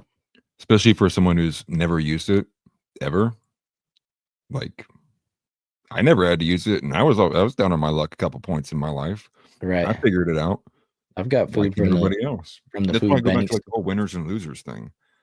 Like, there are the people, and not to say like, I'm a big winner, right? But just say like that's the natural way of life. Like, pretending like you can prevent every single person ever who ever existed in this nation from not undergoing like some extreme unfortunate circumstances, or like protecting them from their own decisions that led them to the path that they were paid for themselves, is like, that's insane. You can't save everybody. It just doesn't work that way. Right. Jay asked us, how is no taxes on Social Security going? Mentions that he hadn't heard anything about it. And to be honest with you, I have no idea. I think it's more of a long-term goal, but I think that comes after the tariff war with China is reconciled. But we'll see. Right. Yeah, but did you want to talk about the judge? Since we're coming up on time. Yeah. Yeah. Which, this is really, it's a story of two judges and one of their wives. Yeah, I added the clip I added is like the 8-minute segment. Yeah. Charlie Kirk posted with and I want to just probably play the whole thing, to be honest with you. We can stop it if you want me to or whatever, but I'm just kind of thinking there's a couple points. There's one point I know that I might cut it off, but if you have another spot, just let me know and I'll pause it. Yeah, well, the only thing I was going to say to even preface this was it's so crazy because we're back to literally Hitler. So many recent segments that I've seen from like these extreme pushover leftos have been the Hitler comparison. Hitler also arrested judges in his first year. It's like, yeah, and Hitler also drank water. Like, what does that make you? Right? Know, right? It's so dumb. And so you had like a lot of these like CNN groups, which I was seeing a bit in, I trust me, I don't watch CNN for my own enjoyment. But with like the weeknight with Abby Phillips. And watch it for Scott Jennings. Yeah, and he wasn't on there actually. So it was some other guy I'd never seen before who had to basically like take his place as like the conservative there. Oh. And he basically was like, dude, the moment that you go to like the Hitler comparison and you like say nothing else, you just say he's literally Hitler. I mean, you lose.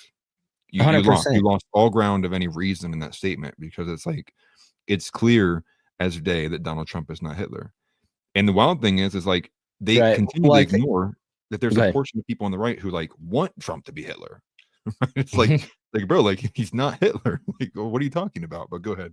Well, I was just gonna say, in the wise words of Bill Maher, I think there's 30 million Jews that are offended at that statement. Whatever, I think it's 30 million is the number that he uses. 10 million. I don't know. There's so many million Jews that are offended by that statement, comparing Trump to Hitler or whatever. It's crazy. Yeah, Hitler like chickens. Tyler's on a watch list now. That's funny. He breathed air. Oh crap, we're all on a list. Yep. Everybody stop breathing. No, Yeah, but there's this was bunch a of those clips going around now because but- people are just taking that and going, see, Hitler also arrested judges. Like, isn't everyone scared now? This is the most fascist thing I've ever seen. It's like, Right. yeah, I wish Trump was a fascist, dude. Country would have been healed by now. And so this is Fox News anchor Pam Bondi giving us a update. So rare for victims to want Yeah, to put it on cooperate. screen. They wanted to cooperate. What? Put it on screen. Oh, yeah. I guess I want to do that, huh? I was just gonna watch it on the big TV right here. But I don't think you caught it, but I caught her Fox News anchor. Pam Bondi, yeah, might as well be. All right, play. So rare for victims to want to cooperate. They wanted to cooperate. They were sitting in the courtroom with the state prosecutor. The judge learns that ICE was outside to get the guy because he had been deported in 2013, came back in our country, commits these crimes, charged with committing these crimes, victims in court. Judge finds out. She goes out in the hallway, screams at the immigration officers. She's furious, visibly shaken, upset, sends them off to talk to the chief judge. She comes back in the courtroom. You're not going to believe this. Takes the defendant and the defense attorney back in her chambers, takes them out of private exit and tells them to leave. While a state prosecutor. Yeah, walked this person out through the jury entrance and exit to protect them. And victims of domestic violence are sitting in the courtroom. Wow. You know, Madam make Attorney this up. General, great to have you here, and thanks for coming back on America Report. So we remember these words of Tom Homan, the border czar. This was March 17th, and his message on these judges who apparently are trying to get in the way of this administration's efforts. Listen. I'm proud to be a part of this administration. We're not stopping. I don't care what the judges think. I don't care what the left thinks. We're coming. So when you see these judges trying to obstruct your efforts to make this country safer, what is your message to them? We are going to prosecute you, and we are prosecuting you. I found out about this the day it happened. We could not believe, actually, that a judge really did that. We looked into the facts in great depth. That's her picture up on the screen, Hannah Dugan, who is now in custody. You cannot obstruct a criminal case, and really, shame on her. It was a domestic violence case of all cases, and she looks like she obstructs Walmart aisleways, dude. Of crime. In fact, she just had an initial. I don't know if you saw the picture of this judge that was like a before and after. Not the best look. No, I'm thinking like she's the type of lady where you have to ask because like you can't. There's no way you could get around. You're like, excuse me, ma'am. Where you're awkwardly waiting because it's like you can't get around her until she moves. I mean. Initial appearance in court. There's also this other case coming out of New Mexico. Judge Joel Cano and his wife were arrested for harboring a TDA member at their home. The alleged TDA member had been picked up by law enforcement, and now he and his wife were picked up and arrested. And you say that you believe, as the Attorney General, that the person that they were having living at their home was a truly potentially bad individual. Yeah, that's the judge up on the screen now who got arrested. Yeah, his name is Ortega. He was is a known TDA member, So he comes through Eagle Pass, December 2023. He's living in our country. January 2025, ICE, they get a tip. Tom Homan's done a great job. Our FBI did a great job on this case too. They get a tip that he is living with a judge and the judge's wife. So they have him arrested first on immigration charges. A Judge Damian Martinez releases him saying that Judge Cano has a good BS meter and wouldn't let just anyone live on his property. Yeah, I mean, when you look at the associations with this violent Venezuelan gang, Tren de Aragua, and this person that they harbored in their home, he was showing signs through clothing, we were told, tattoos. There was evidence through voice messages and text messages of his association to TDA. So what charges will Cano and his wife face, if any? So Judge Cano, soon to be former Judge Cano, his charges were just unsealed. He's charged with obstruction. He admitted post Miranda. He took one of the TDA members' cell phones himself, took it, beat it with a hammer, destroyed it, and then walked the pieces to a city dumpster to dispose of it to protect him. The wife also is charged with destroying evidence. Sandra, not only that, this TDA member, and he had on a necklace that said kill, something about death. He had tattoos all over him. He also had on his cell phone pictures of two decapitated victims, victims, decapitated, gruesome photos. And he was sending them out. And whoever he was sending them to was sending back saying, hey, you need to be careful. You shouldn't be sending these. You shouldn't be texting these photos out. Not only that, these two, the judge and his wife, gave him assault rifles that belonged to their daughter. That's what they're charged with. In the criminal report affidavit, he goes to a shooting range with these assault rifles, with a suppressor, with other known TDA members, and they're shooting. This is the last person that we want in our country, nor will we ever tolerate a judge or anyone else harboring them. Let me, if I could, Madam Attorney General, come back to the Wisconsin case and Judge Hannah Dugan, because in allegedly letting the perpetrator and the attorney out through a non-public exit and allowed them to get out in front of the building, we had a situation where we've seen that I know Tom Homan was complaining about in Colorado, where there would be no transfer of a defendant from a jail to ICE custody on a detainer request in a way that was orderly and protected public safety. They would dump them off in a parking lot, and then ICE would have to chase them around with the DEA or whatever, or FBI, and pick them up. This ended up in a foot chase in public sight. It says here, a foot chase ensued. The agents, and this was a DEA agent and FBI agent, pursued Flores Ruiz for the entire length of the courthouse, ultimately apprehended him near the intersection of West State Street and 10th Street. So the judge apparently has created a situation here where you have a public foot chase. And we all know that, well, sometimes they can come off without incident.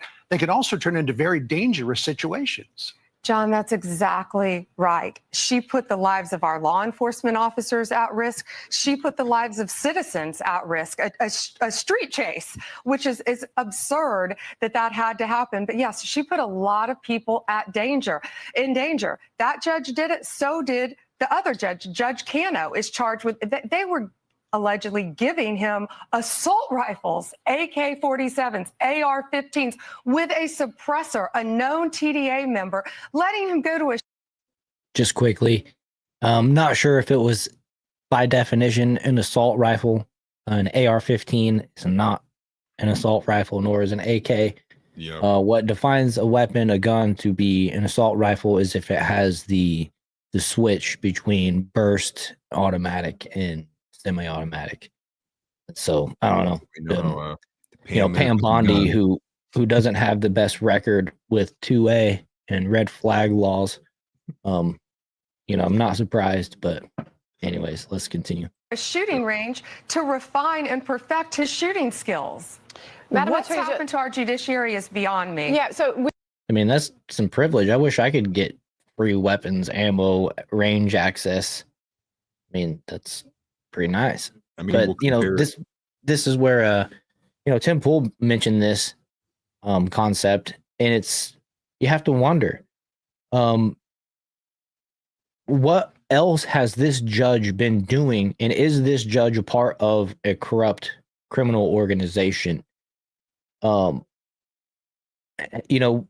this a judge that they figured out that they could pay off years ago? Is this a judge that's just been brought up and groomed through their system? You just have to wonder, Right. Well, compare the way a 19-year-old will get treated if he puts a skid mark on a rainbow on the street. This is stuff like I don't care about their due process getting disbarred. Deport these people. Right. You lost your right to be an American citizen, dude. You do something like this, that's why I said bring back exile. This is sedition. It's not treason, but this is sedition. This is literally working against your.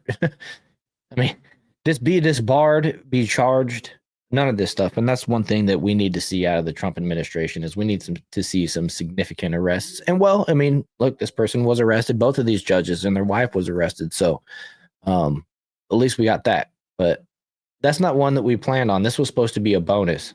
You know what I mean? Right. JB says, if you commit assault with a thing, then it becomes an assault weapon. Learned that in court. Oh, okay. New rule. Nice. Well, I mean, how can you even respect the court, right? Like if judges across the nation are doing garbage like this, like I'm supposed to just automatically assume if I get a police ticket I want to argue, I'm gonna get some like great and honorable judge. Like, no. And if you lose the judges, I mean, what kind of system do you have, right? If it's this clear to anyone who ever opened their eyeballs and placed them on the judiciary system, you would go, dang, that's crazy. It's almost like everything is fake and gay. Right. You why do we elect a president if the judiciary actually runs the government? Right. And then expect that everyone else is just going to play by the rules. It's like, I would like to see way more than just arrest. I'm way past the point of people just going to prison. Arrests, prosecutions, convictions, and as my wife would say, and I know my wife is saying something all in the street, something all in the street. Right. Like, yeah, no, seriously. Like, I want to see on telephone poles in these nearby cities, the judge's face, wanted, right, or alive. Right, like, exactly. That's what I want to see in the streets, dude. Hey, government will pay you $2 million. You find this guy, we don't care, man. Bring him to the court steps, get your payday. That's what I want to see, dude. Like, I'm so sick of that. What's up, Tix? Good to see you. Oh, Tix. Oh, Tix is probably simping for some other girl online somewhere. He's just missed the time. Well, let's finish this last minute and a half here. When the American public hears this and they think these were once upstanding people in their communities and their professions, and they put it all on the line for this. I mean, have you dug into their motive? Like, what inspired them to carry out these acts and harbor criminals? They're deranged is all I can think of. I cannot believe. I think some of these judges think they are beyond and above the law, and they are not. Criminals. Get behind me. They'll never. Strong message today. If you are harboring a fugitive, here, hide under my dress, my robe. Right, exactly. We don't. You're Mexican, right? I could fit at least 16 of you guys under here. Yeah. Or who you are, if you are helping hide one, if you are giving a TDA member guns, anyone who is illegally in this country, we will come after you and we will prosecute you. We will find you. If I could just finish off with this idea, very significant development that you're arresting judges now. Now, it could be that the judges have engaged in terribly bad behavior and deserve to be arrested. But you know what critics will say? They'll say, "Oh, this is a government that is expanding the powers of the Article 1 of the Constitution. Now they're arresting judges." How do you respond to that? No one is above the law, John. No one is above the law in this country. And if you are destroying evidence, if you are obstructing justice, when you have victims sitting in a courtroom of domestic violence and you're escorting a criminal defendant out a back door, it will not be tolerated, and it is a crime in the United States. Well, you know, charge her to the fullest extent of the law and make an example out of this judge. Both of these judges. Like, there's nothing, if you don't, they'll just do it again. Okay? It's that simple. Yeah. So, get out of here, man. These people are crazy. But I found this. This is funny. Taking a mugshot when you're innocent, taking a mugshot when you're not. This isn't the judge. That's seriously the judge. Oh my god. Yeah. Yeah, that's the judge. And then here's do not feel bad for you whatsoever. The image on the left was created by AI. It's fake. MAGA fabricated it. Or the image on the right is what this says right here, but this is a before and after. So, okay. This one says the image this person posted So the image on the right was created by AI. It's fake, but then it has a community notes and says the image of the judge who was arrested by the FBI, allegedly obstructing ICE agents, appears to have been generated using AI tools to. Okay, so I guess it is AI, but Well, you know what they say about fat white women and minorities. No wonder she's got a special place in her heart for him.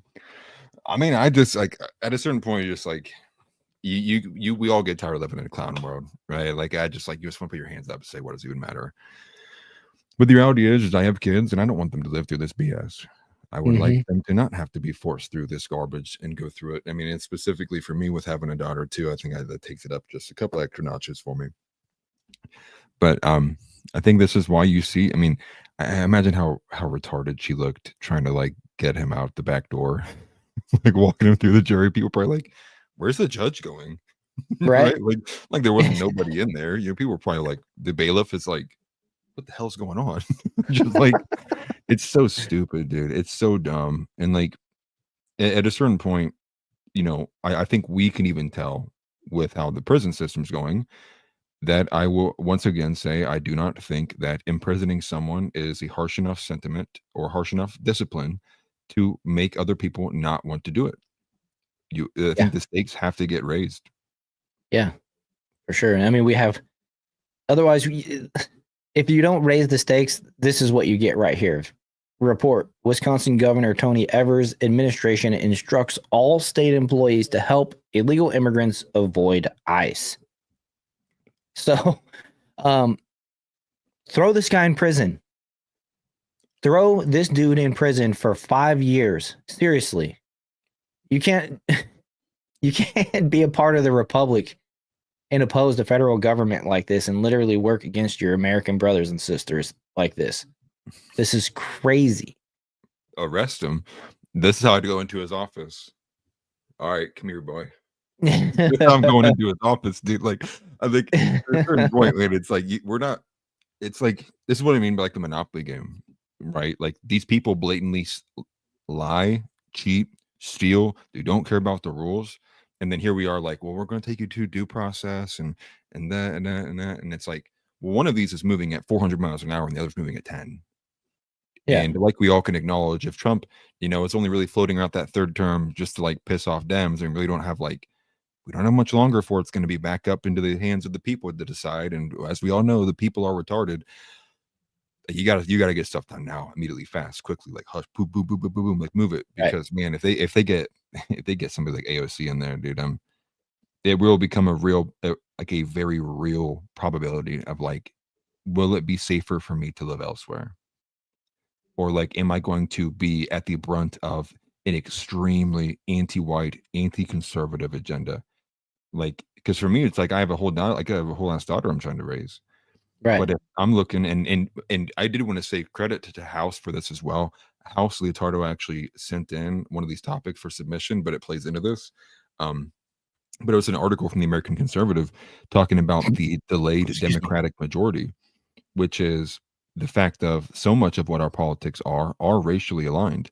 So this article goes into depth about, it explores like all of the details and the demographic makeup of who voted for who, basically between like Kamala Harris and Donald Trump. And largely it's making the argument that while they didn't get what they wanted with Trump now, is that it's not boding well for our future. And basically by 2052, that white people will no longer have a majority in this country. And if that thing stay at status quo with how they're being voted upon, I mean, like they basically will, at the immigration rates, and you look at the birthing rates, they are guaranteeing a like century-long future that will be minority conservative.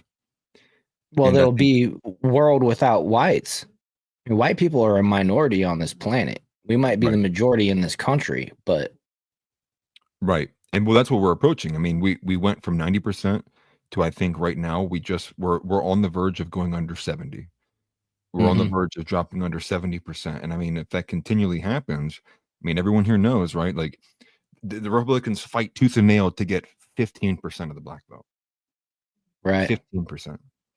So you can't ignore the racialized aspect of the demographics too. And if we lose that and we don't get the mass deportations, it's like we're playing a losing game. It's just a matter of time until we all lose everything.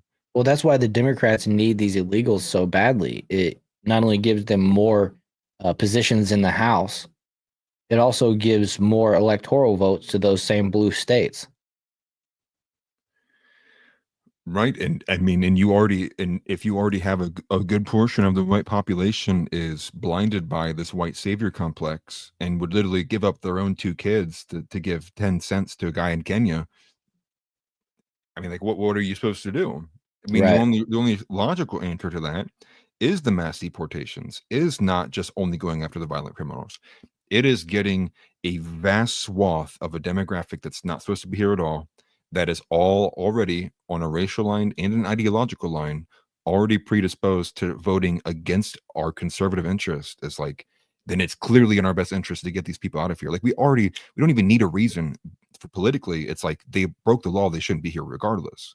So Right. just do it. It's just upholding the current laws we have on the books. And if we can't uphold the current laws on the books to prevent an invasion, if the judges are going to go against the laws, where's the incentive for the general public to not do the next Boston Tea Party? Like, what is the incentive for us to continue following the speed limit? You know what I mean? Like, Right. if we don't have an organized society based on laws and nobody follows them, only the people that choose to. I mean, do you have a country? I mean, it's insane, dude. TNT Cycles mentions if AOC wins, I'm moving to El Salvador and living like a king. Hey, man, I'm right there with you. We'll start a little commune in El Salvador. We'll take everybody in the Discord. We'll just move down there. We'll buy a big chunk of land. We'll all build our houses, and we'll raise chickens and not even worry about it. For real. Right. Well, I mean, dude, if AOC wins, I'll probably get thrown in prison for just my last YouTube video. Like, I think that's yeah, but be that's the what Wild the West scary thing again. is. Shoot, man, I love the Wild. I prefer the Wild West. I think it was a politer society than we have today. Everybody carrying pistol around, you know. Right. Somebody tries to say this or that or be a victim, and it's like, yeah, right, you would have been shot. Right. You know what I mean? It just does a lot of the stuff right now. The shit that comfortable society has enabled goes away in the Wild West. I would just literally do anything to just make gays stop trying to force everything on other people. I would do a lot of things too. I mean, and we're not going to get to it, but I mean, the most viral clip of anything Myron Gaines was nothing we covered on air. It was a scrawny white kid screaming about how much he can't stand the current racial demographics and the racial tensions. From a white boy's perspective, I mean, I like the writing's on the wall. It's just a matter of like, do the boomers have the gall to do what's required? No. Which is like start actually incorporating everything that is bothering people, and No, not this just easy will be picks. saved by Gen X and younger. Right. Right. If But that's also sad. I mean, like, it's basically like, well, we'll fix the country once all the boomers die off. It's like, dude, if we seriously got to that point, right? Like, the boomers are just a lost generation that are brainwashed into just, there's no point in even talking to them anymore, which I guess is partly what that one meme from earlier about Social Security is getting at, which is like, they're kind of like off the table. It's like their demographics decided, right? It's like they are what they are. And, Right. what's and I don't crazy even know is if once they're gone, that'll make it better. I just have no faith in the boomers making any sacrifices for the betterment of the country or the betterment of their kids and grandkids. They'd rather Right. die with their money than they'd rather die with their money than and watch their kids pay a 30-year mortgage all 30 years, just pissing away cash to the bank. Than trying to make somebody's life easy, you know what I mean? Whereas, in my opinion, most of them were taken care of rather well by their parents. I know it's a generalization, but right. they are the greatest. Their parents are the greatest generation for a reason. I'll have back in my day. Well, listen, buddy, it ain't your day no more. Right. like, and I don't know. I try not to be black-pilled, but I think there's, as much as, and I will say this too, like, I think the situation's actually to a point where I don't even know, even if you did get like a fun, like, oh, I almost said really bad words. If you get like even a messianic figure in there, right? It's like the second coming of Jesus. I don't even know if like that would be enough to fix all of the problems that's going on. Like I just don't know. Like we've let too many things No, happen for too long. we're too polarized. We're too polarized. I mean, Elon Right. Musk is somebody that the left celebrated for how long? And as soon as he threw his lot in with Trump, we can't agree over Elon Musk all of a sudden. And so it's just Right. we're too polarized. Maybe a less polarizing figure, but the only one that I think is really anybody from this point on that can pull us out the way that we need to be, Trump being the exception, because I think he can just I think he can just set us in the right direction. I don't think that we'll have a lot of these things concluded under Trump. Like the Right. country will be in the right place. Well, What was I saying? Dang it.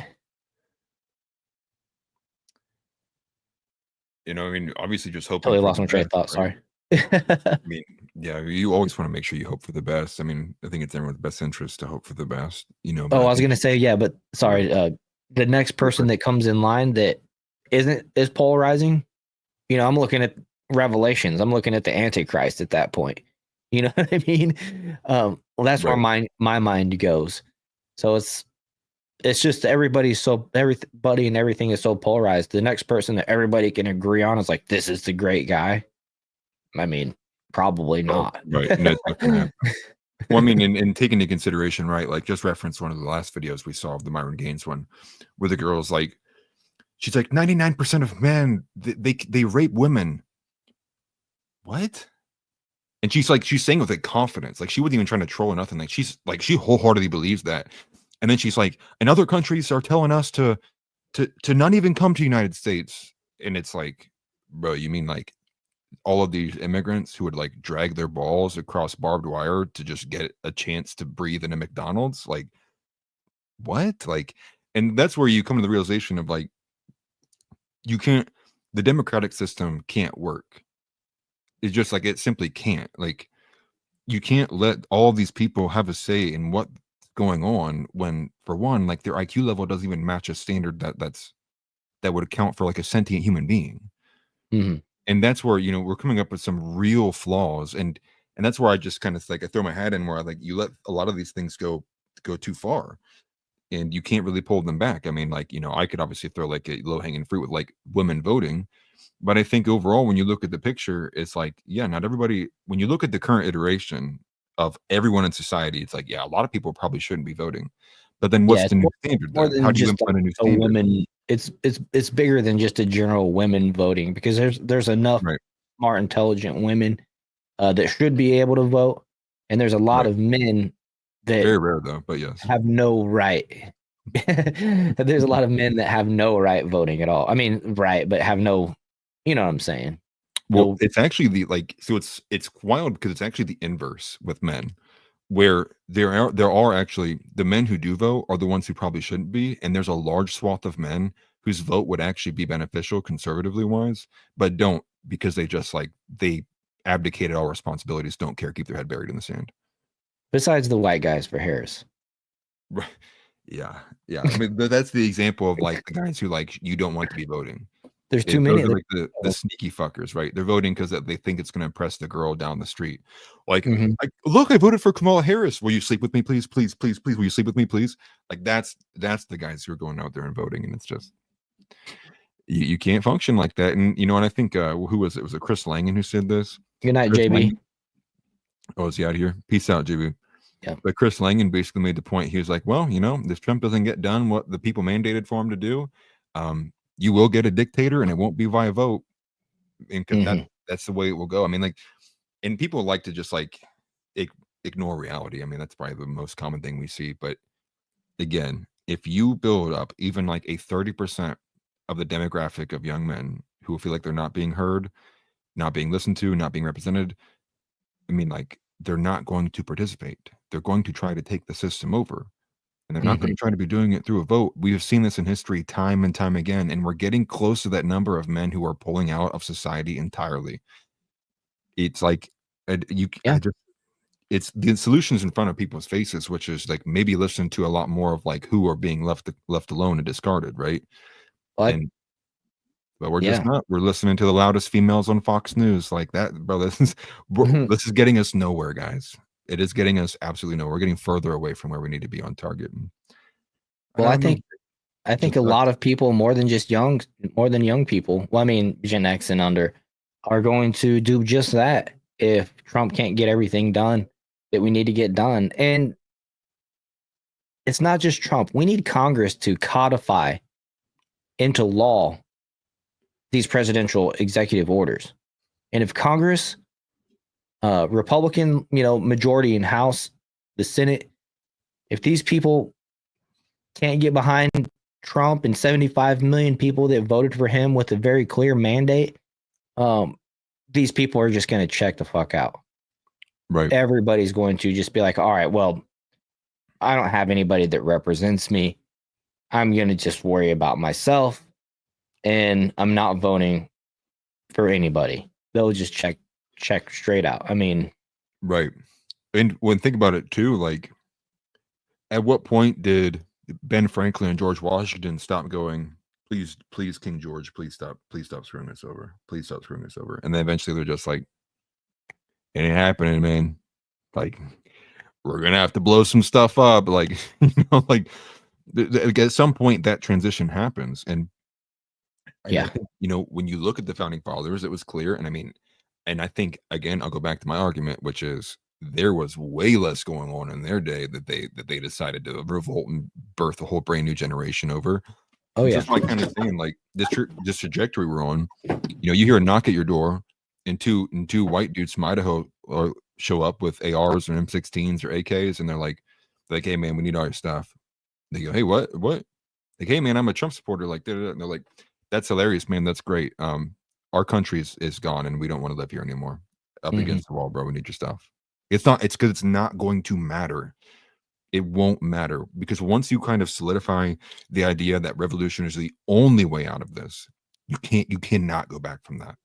You just simply can't. And that is the trajectory we're on, and we're still on right now, speeding to it like a bullet train. And that's why it's imperative, dude. People just have to get their heads out of their asses.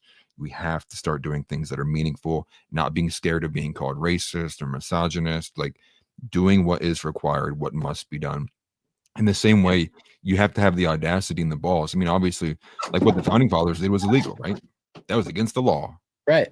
A country is founded on rebellion, essentially. Right. And then at a certain point, you have to know when the line has been drawn and when you have to go, you know what?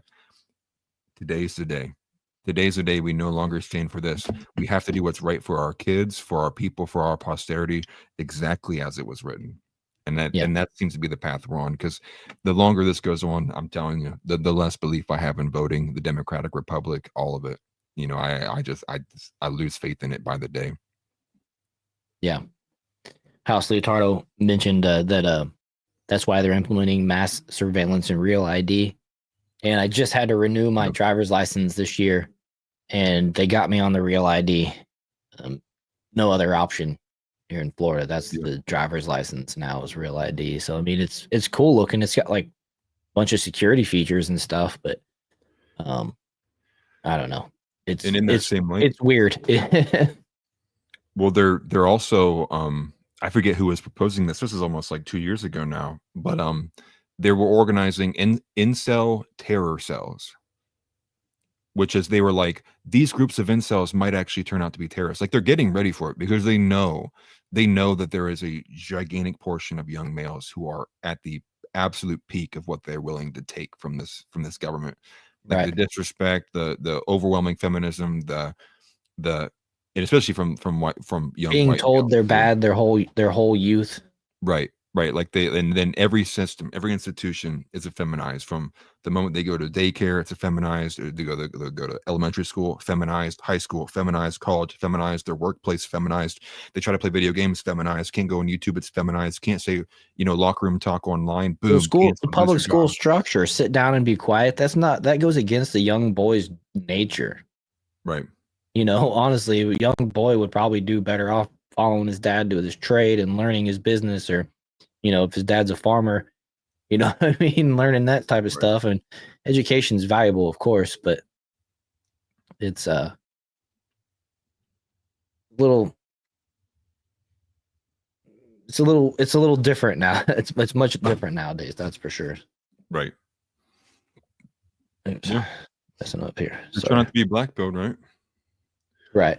Yeah, And exactly. at the end of the day, you just, and I think we're just out here saying, look, we're warning you. This is the warning signs that I see here. This is the tendencies that I feel. And I know I'm not the only one feeling it.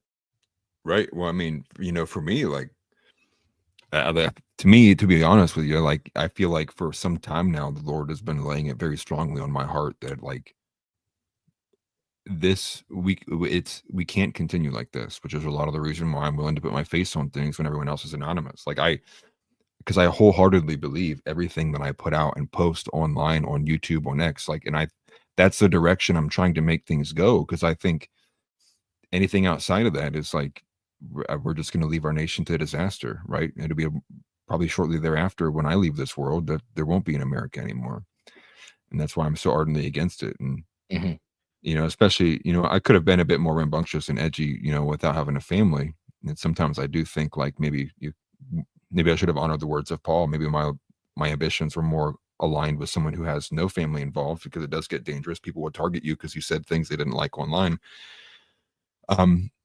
But at the same time, when you look at the founding fathers, and a lot of their family members betrayed them, right? You had wives who told, the loyalists that their husbands were willing to do these things. And you had families who even turned on themselves. But like, there comes a point where you have to live for something bigger than yourself. There comes a point where you have to, like, when you look at it yourself as a Christian, it's like, am I living life for the best life here on earth? Or am I living life so that one day I can live in paradise and hope that I can attain the salvation that, like, I don't even deserve, but that Jesus Christ was willing to extend to me?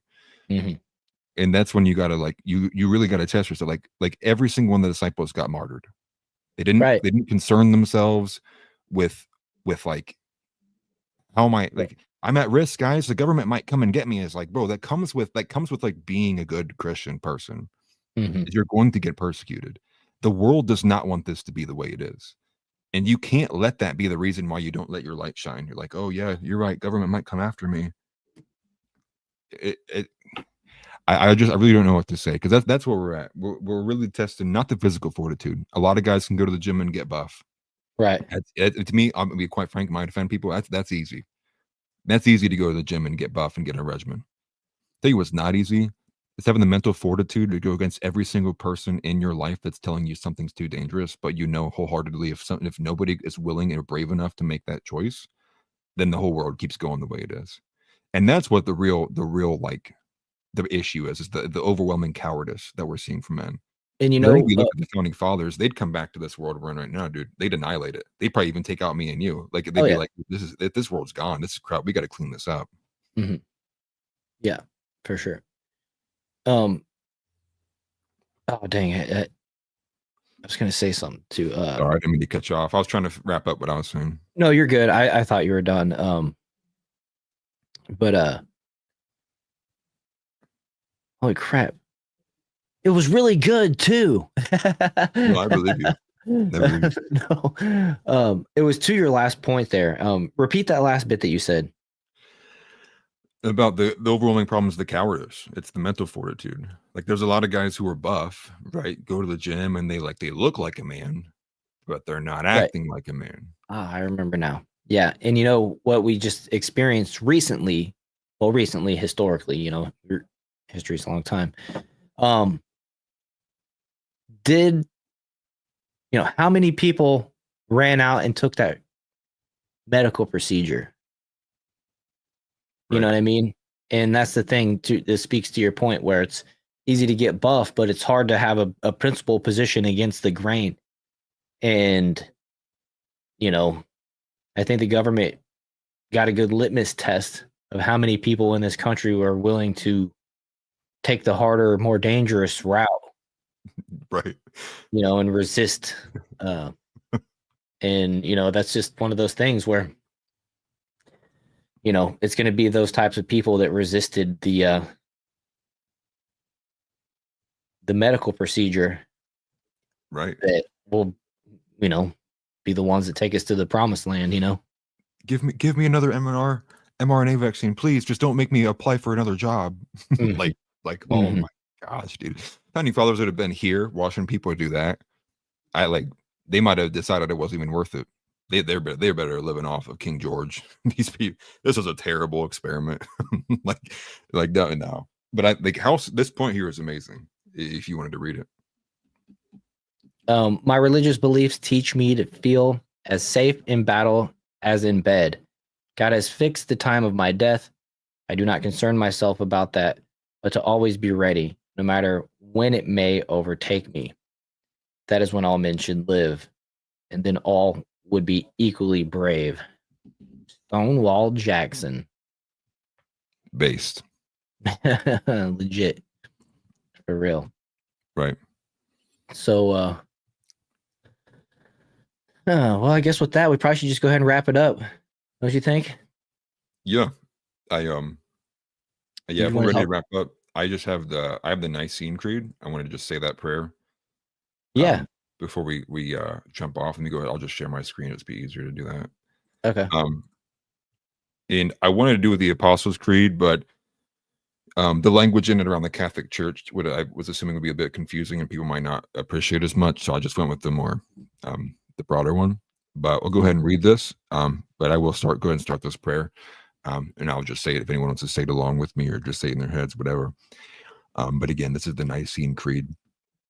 I believe in one God, the Father Almighty, maker of heaven and earth, of all things visible and invisible. I believe in one Lord Jesus Christ, the only begotten Son of God, born of the Father before all ages, God from God, light from light, true God from true God, begotten, not made, consubstantial with the Father. Through him all things were made. For us men and for our salvation he came down from heaven, and by the Holy Spirit was incarnate of the Virgin Mary and became man. For our sake he was crucified under Pontius Pilate. He suffered death and was buried, and rose again on the third day in accordance with the Scriptures. He ascended into heaven and is seated at the right hand of the Father. He will come again in glory to judge the living and the dead, and his kingdom will have no end. I believe in the Holy Spirit, the Lord, the giver of life, who proceeds from the Father and the Son, who with the Father and the Son is adored and glorified, who has spoken through the prophets. I believe in one holy, Catholic, and apostolic Church. I confess one baptism for the forgiveness of sins, and I look forward to the resurrection of the dead and the life of the world to come. Amen. Amen. That's a good one, man. Yeah. Nicene Creed. There's also like the Apostles' Creed. Thank you for reading that. Yeah, of course. There's like a couple of different ones, but those are kind of like the more basic ones. And I should get to a point where I have like these memorized, which I could, say it without having to read it. That'd be like a goal of mine. But yeah, that way we can start ending off with prayer. I think that was a great idea from Chris. But yeah, I have nothing else to add. Okay. Yeah, I think that's a good time to wrap it up rather than getting into the next topic. I know we're already past 9. You probably got the little one to go take care of and stuff like that. So yeah, I can hear in the other room. I appreciate everybody for showing up tonight. I had a lot of people over on X watching. Thank you guys so much for showing up. You can find us on YouTube if you like to support us at the Jar Openers Podcast. We just kicked off the channel. We're less than 100 subs. So if you like to support us over on YouTube, you might consider doing that for us and helping us out, especially if you enjoyed the show and you think more people should see it. Also, you can give us a follow on X as well. I typically will follow everybody back. Also, check out our main channels. Mine is America First TV. Atlas Thugged is Atlas Thugged. Yep. over That's on you on YouTube. screen. You can also find you can find me on Rumble as well. It's American First TV as well. And also we do have a Discord link that you can join. How do I say Discord link that you can join? We have a Discord that you can join, and the link is in the description of the video as well. I appreciate everybody for showing up. Chat was great tonight. You guys always are the best on YouTube, in my opinion. And just want to say thank you, and we'll see you guys on Monday. And as always, Christ is King. Christ is King.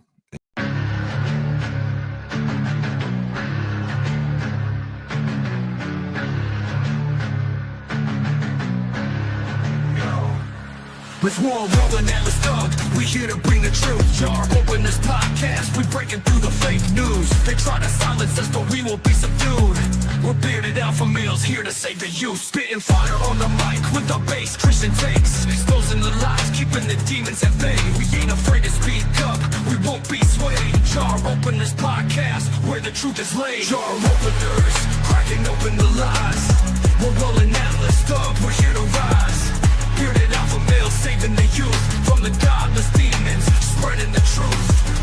We ain't playing games, we're on a mission to awaken the masses with our intuition. Pulling out the corruption with no inhibition. Jar open this podcast, sparking a revolution. We're not afraid to stand tall in a world full of deceit. We're the voice of reason, bringing light to the street, keeping it real, never missing a beat. Jar open this podcast, where the truth meets the heat. Jar openers, cracking open the lies. We're rolling atlas thug, we're here to rise. Bearded alpha males saving the youth from the godless demons, spreading the truth.